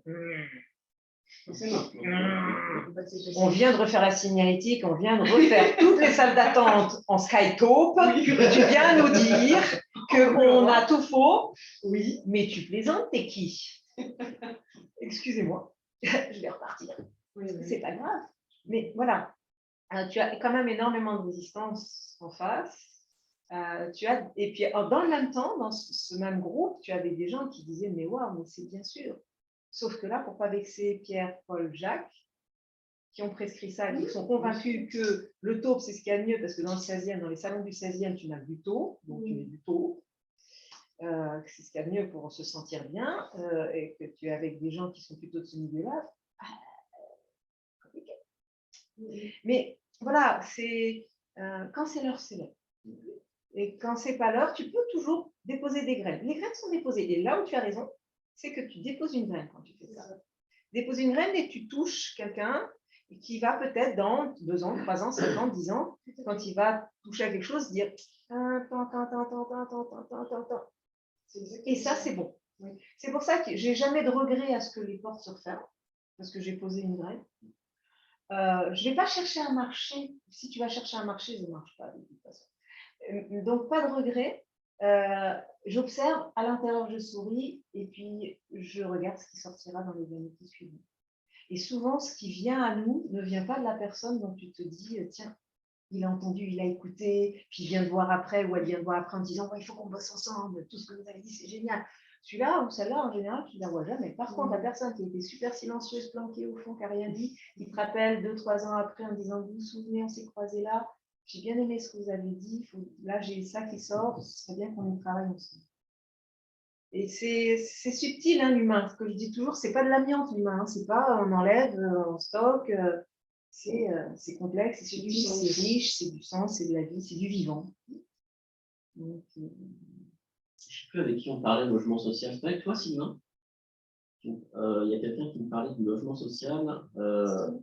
Oui, je t'en parlais effectivement l'autre jour, parce que je discutais la semaine dernière, c'était intéressant, avec un de mes cousins qui se trouve être architecte sur Lyon, et qui me disait qu'effectivement la qualité du bâti s'était fortement dégradée, pour plusieurs raisons, mais notamment par la course à la, on va dire, au profit à court terme des gros bâtisseurs qu'on connaît tous, quitte à passer de 7 cm à 5 cm les cloisons intérieures, réduire les escaliers évidemment, les couloirs au point que ça devient difficile d'emménager puisque il faut pouvoir passer les meubles quand même. Enfin bref, tout un tas de problèmes, qui disaient que le logement social, c'était encore un des derniers espaces dans lequel il était possible d'avoir une certaine audace architecturale, de réfléchir, de penser dans la durée, comme un lieu vivant qui va accueillir des gens qui ne sont pas là juste pour le profit, effectivement, mais des locataires. Et donc, on essaie d'avoir enfin, je ne dis pas on, mais ces personnes, en tout cas, sont sensibles à un maintien d'une qualité de vie correcte dans la durée, puisqu'évidemment, on sait très bien que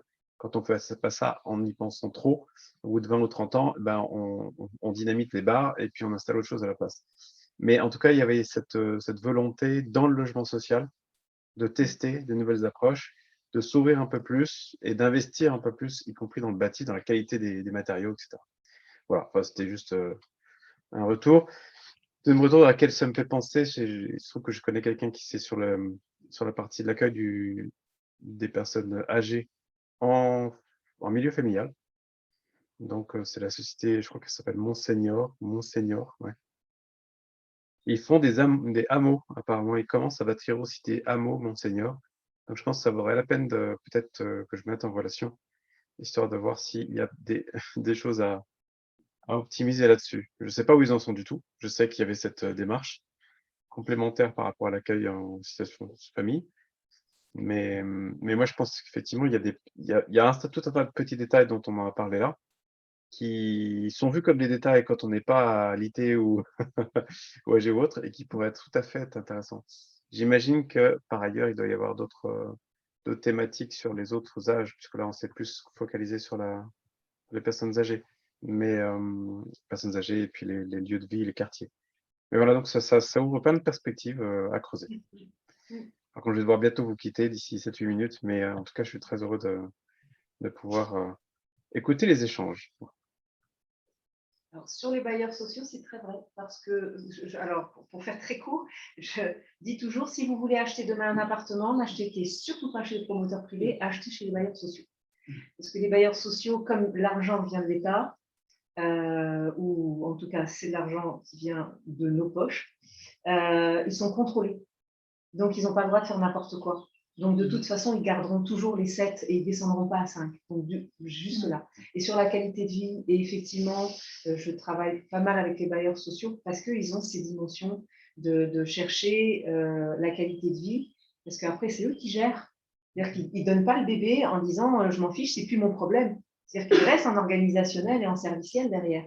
Donc, si la poignée, elle casse tous les 4 matins, si les gens n'y sont pas bien, les dégradent, c'est moi qui les fais, c'est très important. J'y habite, je le vaux bien, c'est très important. La philocalie, c'est très important. Ne pas se tromper, ne pas me mettre du rouge vif dans les halls, parce que ça me réveille le sang, le coq, et que ce n'est pas le lieu, c'est très important. Et pourtant, ce sont des erreurs qui sont souvent faites. Alors que le rouge vif, dans les maisons de retraite, ça sera très, très bien. Donc, c'est toute cette intelligence-là qu'on peut développer avec eux. sur ce type de village Amis des aînés, j'en ai fait un avec un promoteur privé. Il faudrait que je vous montre, c'est très joli. Du coup, c'est des petites maisonnettes avec des couleurs super pétillantes. Et tout le programme est tourné autour de tout ce qu'on vient de dire. Donc, on y trouve tout. Tout ce qu'on vient de dire, y compris la sensibilité et le respect de la personne dans la question de l'ambulatoire, ou ce que tu disais tout à l'heure, du jour au lendemain, tu te retrouves avec 10 personnes qui ont les clés de chez toi, qui rentrent, qui sortent, qui rentrent, qui sortent, et puis chez toi. Donc, comment on fait? Là, on a créé la pièce de soins du village, de manière à ce que ce ne soit pas chez la personne, et toujours pareil, ça la motive à se lever, se laver, s'habiller pour aller recevoir son soin dans la pièce, et elle est la seule à avoir la clé de chez elle. Et là, on est dans le respect de l'humain. Mais ça, on va le retrouver de plus en plus sur toutes les tranches d'âge, puisqu'on est sur de l'ambulatoire pour l'ensemble de la société. Donc, tout ce que je viens de dire là, ça dépasse largement la seule question du vieillissement. C'est pour ça que je rajoute le mot honte, paupérisation, parce que typiquement, ça traite de ces domaines-là, et ça, autour de ces thématiques-là, il n'y a pas d'âge. Il n'y a pas de cantonnement. Ça peut nous arriver à tous à un moment de notre vie. Je dirais juste pour compléter, c'est qu'effectivement, les espaces sont conçus en fait par des gens, on va dire, dits éduqués, il faut voir comment, mais bon, qui ont en tout cas un certain niveau d'études, alors que les personnes qui vivent dans ces locaux n'ont pas les mêmes réflexes, pas les mêmes références. Et ce qu'on m'expliquait, c'est qu'effectivement, pour du logement social, il fallait prévoir le fait que les enfants jouaient au foot dans les couloirs des appartements. Parce que personne ne leur avait expliqué que ce n'était pas une bonne idée, qu'il y avait des voisins en dessus et en dessous. Et donc, ils étaient obligés de prendre ça en compte pour isoler correctement phoniquement en vertical, mais sans isoler complètement, enfin sans déconnecter les gens de leur environnement, puisqu'effectivement, c'était important qu'ils puissent au moins entendre s'il y avait un problème dans le voisinage, qu'ils puissent aussi intervenir. Donc voilà, c'est juste la petite réflexion d'ouvrir un peu plus largement la conception. Ouais, c'est beau parce que c'est assez rare comme réflexion. Moi, j'ai rencontré le problème suivant avec l'isolation par l'extérieur, qui est ajoutée à tous les immeubles d'habitation. On a créé un problème qui n'existait pas. C'est-à-dire que sur les anciennes constructions, on n'avait pas cette qualité acoustique. Donc, on isole par l'extérieur, on fait quoi? On renforce tous les bruits intérieurs. Donc, le voisin devient insupportable. Parce qu'avant, c'était équilibré par les bruits extérieurs. Donc, vous voyez que quand on n'a pas une vision globale, tu penses régler un truc dehors, et en fait, dedans, tu crées un truc où tout le monde s'entretue, alors que tout le monde vivait bien. Et puis tu dis, mais je comprends pas. Mais à l'extérieur, on n'entend rien. Du coup, t'es coupé des oiseaux et t'es coupé de l'autoroute, éventuellement. Mais par contre, à l'intérieur, et ils disent, mais je comprends pas, avant tout le monde cohabitait bien, on n'a pas changé les habitants, et aujourd'hui tout le monde s'entretue, c'est quoi le problème? C'est juste ça. Donc, c'est très intéressant d'entendre que certains se posent la question de l'acoustique. Et effectivement, je dois toujours entendre un petit peu, c'est-à-dire faire des boîtes complètement isolées où je n'entends plus du tout ce que fait le voisin, c'est aussi très anxiogène. Donc, c'est toujours cette notion d'équilibre entre ce qui doit venir à moi et ce dont on doit me protéger.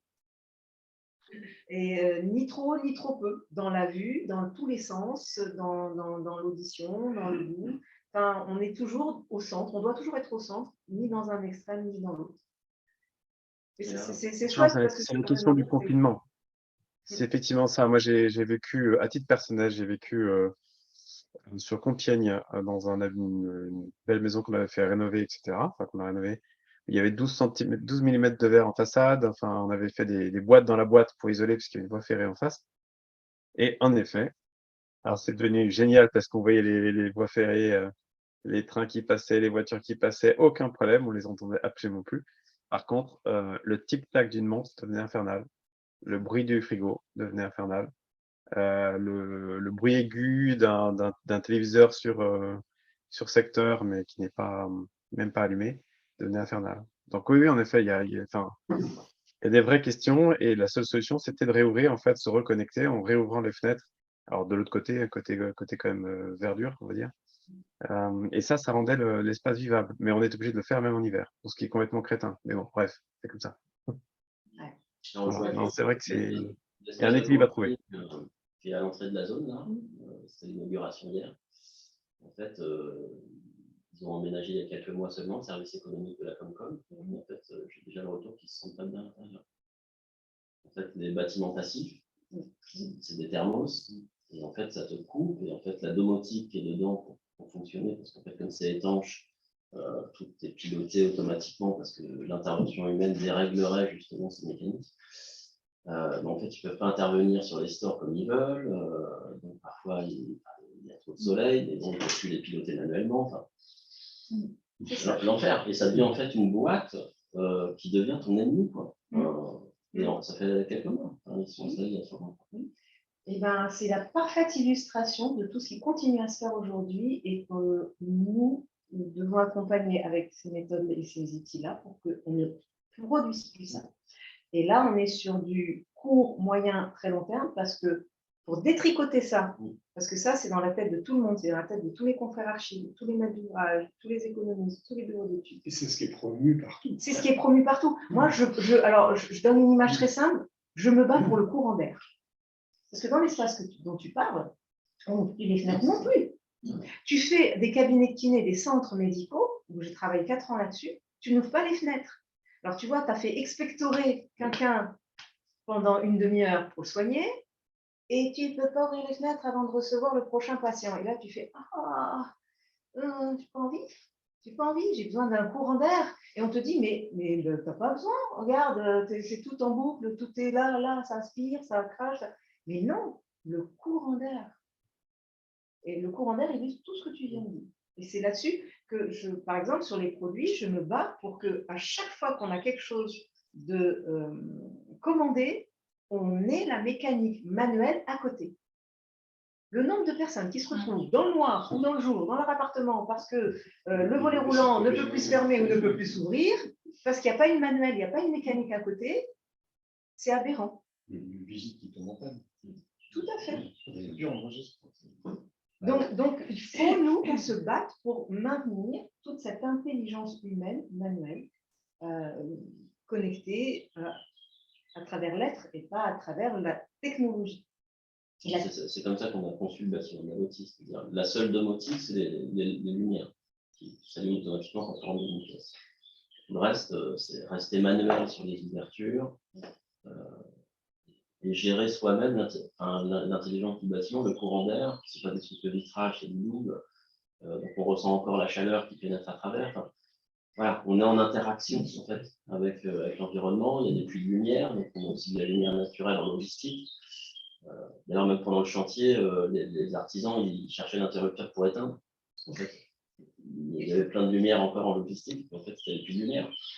Et voilà, on a tenté d'amener en fait ces flux, soit la connexion au sol avec un sol qui est conducteur, la lumière du ciel avec les puits de lumière, l'interaction aérienne avec des fenêtres qu'on ouvre soi-même. Parce que l'isolement, il est aussi là quand tu es plus en interaction avec ton lieu de vie. Ah, mais Il y a complètement. l'isolement et en plus, c'est happé après par ton activité. Tu n'es plus qu'un robot dans un espace. Ce discours qu'on tient là, sur les lieux de travail dans le tertiaire, il est très dur à faire passer. Hein. Très, très dur à faire passer. Et pourtant, c'est là qu'on aurait tout à faire pour que la personne qui travaille là se sente bien. Donc, ça touche vraiment absolument tout type de construction, de fonctionnalité. Tout ce qu'on vient de dire là, si je l'extrapole à un appartement, ça c'est un exercice qu'on pourrait faire, à un lieu de vie, tu t'aperçois que des gens qui ont vécu là où on a anticipé tout ça, je parle beaucoup des fenêtres intérieures, cette notion d'interaction, n'ont plus du tout envie d'aller vivre dans un appartement lambda où il n'y a pas de fenêtre intérieure, où il n'y a pas la possibilité du courant d'air, l'appartement traversant. Enfin, on sait ce qui fait du bien à l'âme. On le sait. Après, il faut s'en donner les moyens. D'abord en prescription, ensuite en conception, et puis après, effectivement, sur un appartement traversant, c'est plus compliqué parce qu'on n'a pas toujours la parcelle pour faire un appartement traversant. Mais il y a plein d'autres solutions. C'est une grosse chose.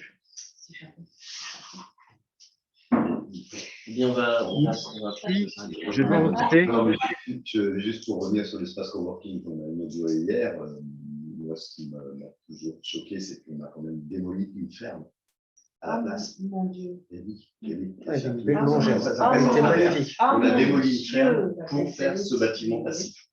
Et coup de chance, le président de la Comcom, qui vient quand même, qui critique déjà tout la lenteur administrative et puis tous les empêchements qui empêchent d'aller vite dans la mise en œuvre de tout ça, a quand même parlé de cette ferme. Je me suis dit, moi j'étais déjà en train de dire à tout le monde, très d'accord, une ferme avant, mais rapidement, parce que un peu chiant. Et donc, il a abordé la ferme. Il a dit, bon, alors effectivement, il y avait une ferme, et on s'est quand même posé la question, est-ce qu'on fait notre espace bureau économique dans la ferme? Alors, après les études, il est vite évident qu'on ne pouvait pas faire un bâtiment passif dans ce bâtiment existant. Et pourtant, Alors, on ne pouvait pas. C'est pas qu'on ne pouvait pas, je crois que ça coûtait plus cher. C'est de la rénovation. C'était beaucoup. Et donc, hop, balayé. il y a moyen de Là, coûter j'ai moins envie de cher, dire, hein. mais- C'est de faire une boîte dans la boîte, hein, si ça leur tient à cœur. Hein. C'est-à-dire que tu n'interviens pas sur les murs, tu laisses les murs, tu laisses la trace. Parce que Totalement ça, convaincu ça, que c'est- c'était totalement possible. on a commencé la conférence là-dessus. L'existant. L'existant, c'est l'histoire, c'est la chaleur, c'est la matière, c'est le vivant. C'était les Et là, bons tu images. tues le vivant pour mettre une boîte passive, morte. Donc les gens ne vont pas s'y sentir bien. Alors que si tu gardes cette boîte et qu'à l'intérieur tu crées des boîtes dans la boîte, c'est le concept architectural à la base qui n'est pas allé au bout du bout. Parce qu'on a mangé, les 4 bulles. Et au-delà de ça, on veut faire un bâtiment passif, pourquoi? Pour faire des économies, c'est ça, pour faire des économies d'énergie, pour être autonome, etc. Mais on a dépensé quelle énergie pour démolir ce bâtiment qui est quelque chose qui ne va pas, si on raisonne carbone, je ne sais trop quoi. Là, il y avait ce qu'il fallait. Oui, alors, ça me permet, et après on coupe, de rebondir, la biophilie, quand tu abordes la biophilie, c'est-à-dire l'écologie à travers l'être, en lui parlant de lui-même dans sa biophilie, tu le fais adhérer beaucoup plus facilement à la protection de la nature, de la biodiversité. Alors qu'aujourd'hui, c'est un discours dur, extérieur qui vient et qui te dit, il faut plus, tu dois plus consommer de l'eau, chauffer de trop, mettre de la clim. Alors que là, quand on parle du corps et quand on parle de l'être, on dit, voilà de quoi tu as besoin pour vivre. Voilà ce qu'on va créer autour de toi. Bon, on dit plus, il faut plus, tu dois plus, etc. Donc là, on est aussi dans un système d'adhésion et non plus de rejet et de maltraitance mutuelle de la nature et de l'homme. J'ai vu avec la région qui avait organisé il y a quelques mois une rencontre autour de la biodiversité et avec des entrepreneurs justement du territoire.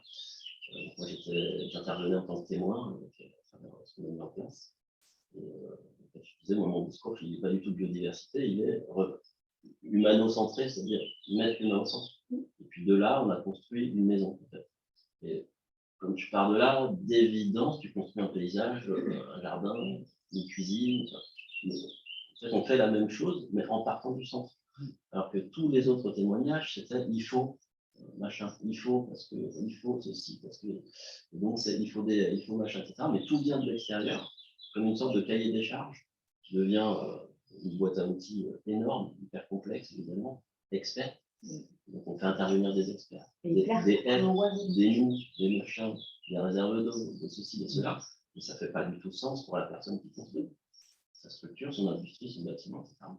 C'est un cahier des charges obligataire. Donc on se retrouve dans des obligations supplémentaires. Plutôt que de partir de soi, de se dire c'est une obligation, je le fais par plaisir, parce que ça va être mon plaisir quotidien en fait.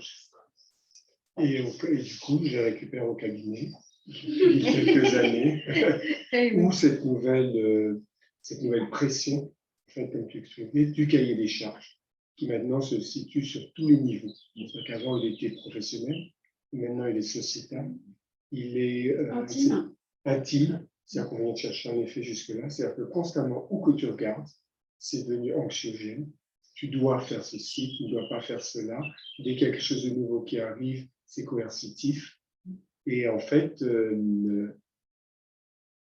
des fois, il suffit de, comme tu dis, juste de rappeler, de remettre la personne au centre. Et d'un seul coup, elle redécouvre que tout est possible. Et que son corps, du coup, n'est pas, parce que je vais bien revenir, toujours sur le qui-vive. C'est des gens toujours sur le qui-vive. Ou qu'ils se retournent, il y a quelque chose. Ou c'est absurde, parce que ça aussi n'a pas de sens. Et le système, entre autres, on va parler du système hormonal, du système neurovégétatif, etc., etc. L'état dans lequel, et ça c'est vraiment quelque chose ces dernières années qui s'est... Et il y a une vraie demande quand d'un seul coup tu remets les gens au centre, d'un seul coup, ça leur redevient possible de faire autrement. Donc en fait, à tous les échelons, tu parlais de ça, et Ça les apaise. à tous les échelons, on retrouve les dégâts de ces problématiques. Et on voit rien que sur la zone, avec les différentes entreprises, et je m'arrête là. Parce que du coup, il y a Asphalt, on respecte tous un cahier des charges de zone. Et en fait, pendant que je témoignais là, de cette rencontre sur la biodiversité, il y a quelqu'un de la salle qui a dit, mais en réalité, parce qu'en fait, en gros, je rejoins la ferme, en fait, cette notion de ferme. Je disais, moi j'ai conscience en tant qu'entrepreneur, j'arrive sur une zone d'activité, sur une ancienne ferme, c'est-à-dire qu'on vient prendre de la terre arable et en changer la finalité, la vocation. Et du coup, en ayant conscience de ça, en fait, j'ai aussi le souhait de ramener, de préserver de la biodiversité, une certaine fonctionnalité aussi nourricière, etc. Et en fait, j'avais une photo de drone de la parcelle. En fait, il disait, mais en fait, il y a beaucoup plus de biodiversité après qu'avant. Avant, ça avait beau être une ferme, c'était de la monoculture, de céréales. Ici, sur cette parcelle, et on le voit bien en drone, hein, il y a beaucoup plus de biodiversité que juste faucher du foin ou avec la mare, le potager, les arbres fruitiers, etc. Et donc, quand on parle de l'humain, on génère ça. Quand on respecte un cahier des charges, ça fait asphalte. En fait, il y a une haie qui n'est pas réfléchie, il n'y a pas d'arbre, il y a juste une haie obligatoire, un peu d'herbe qui est entretenue 1 fois par mois par un prestataire. Mais il n'y a aucun investissement des humains dans l'entreprise. Voilà, on voit comment, quand on respecte un cahier des charges, finalement, on te génère de l'extérieur une sorte de biodiversité qui sera entretenue par des professionnels et qui aura la vie qu'elle aura, hein, parce que les bassines d'eau, machin. Voilà. Et puis, quand c'est vécu de l'intérieur, en fait, c'est animé. Il y a des humains qui sont acteurs en fait, du paysage à l'intérieur, qui interagissent avec. C'est bon qui dit ça. Sylvain qui veut dire un truc. Merci à tous, hein. Merci Nadia, merci pour ces éclairages vraiment intéressants. Merci à Frédéric et à toute l'équipe là pour l'accueil dans les locaux de Navoti. Je vous laisse continuer ces réflexions. Je pense qu'on sera amené via Frédéric, je pense, se garder en contact. Voilà. Merci encore et bonne période de discussion et d'échange. Au revoir. À bientôt. Et bien, merci à tous. Je vais couper l'enregistrement, puis on va pouvoir reprendre une vie normale. Pleine de croissants, de pain au chocolat. Et merci Nadia. Ah, mais non. Merci Nadia de ton intervention ce matin. C'est réveille la belette. Il était bien.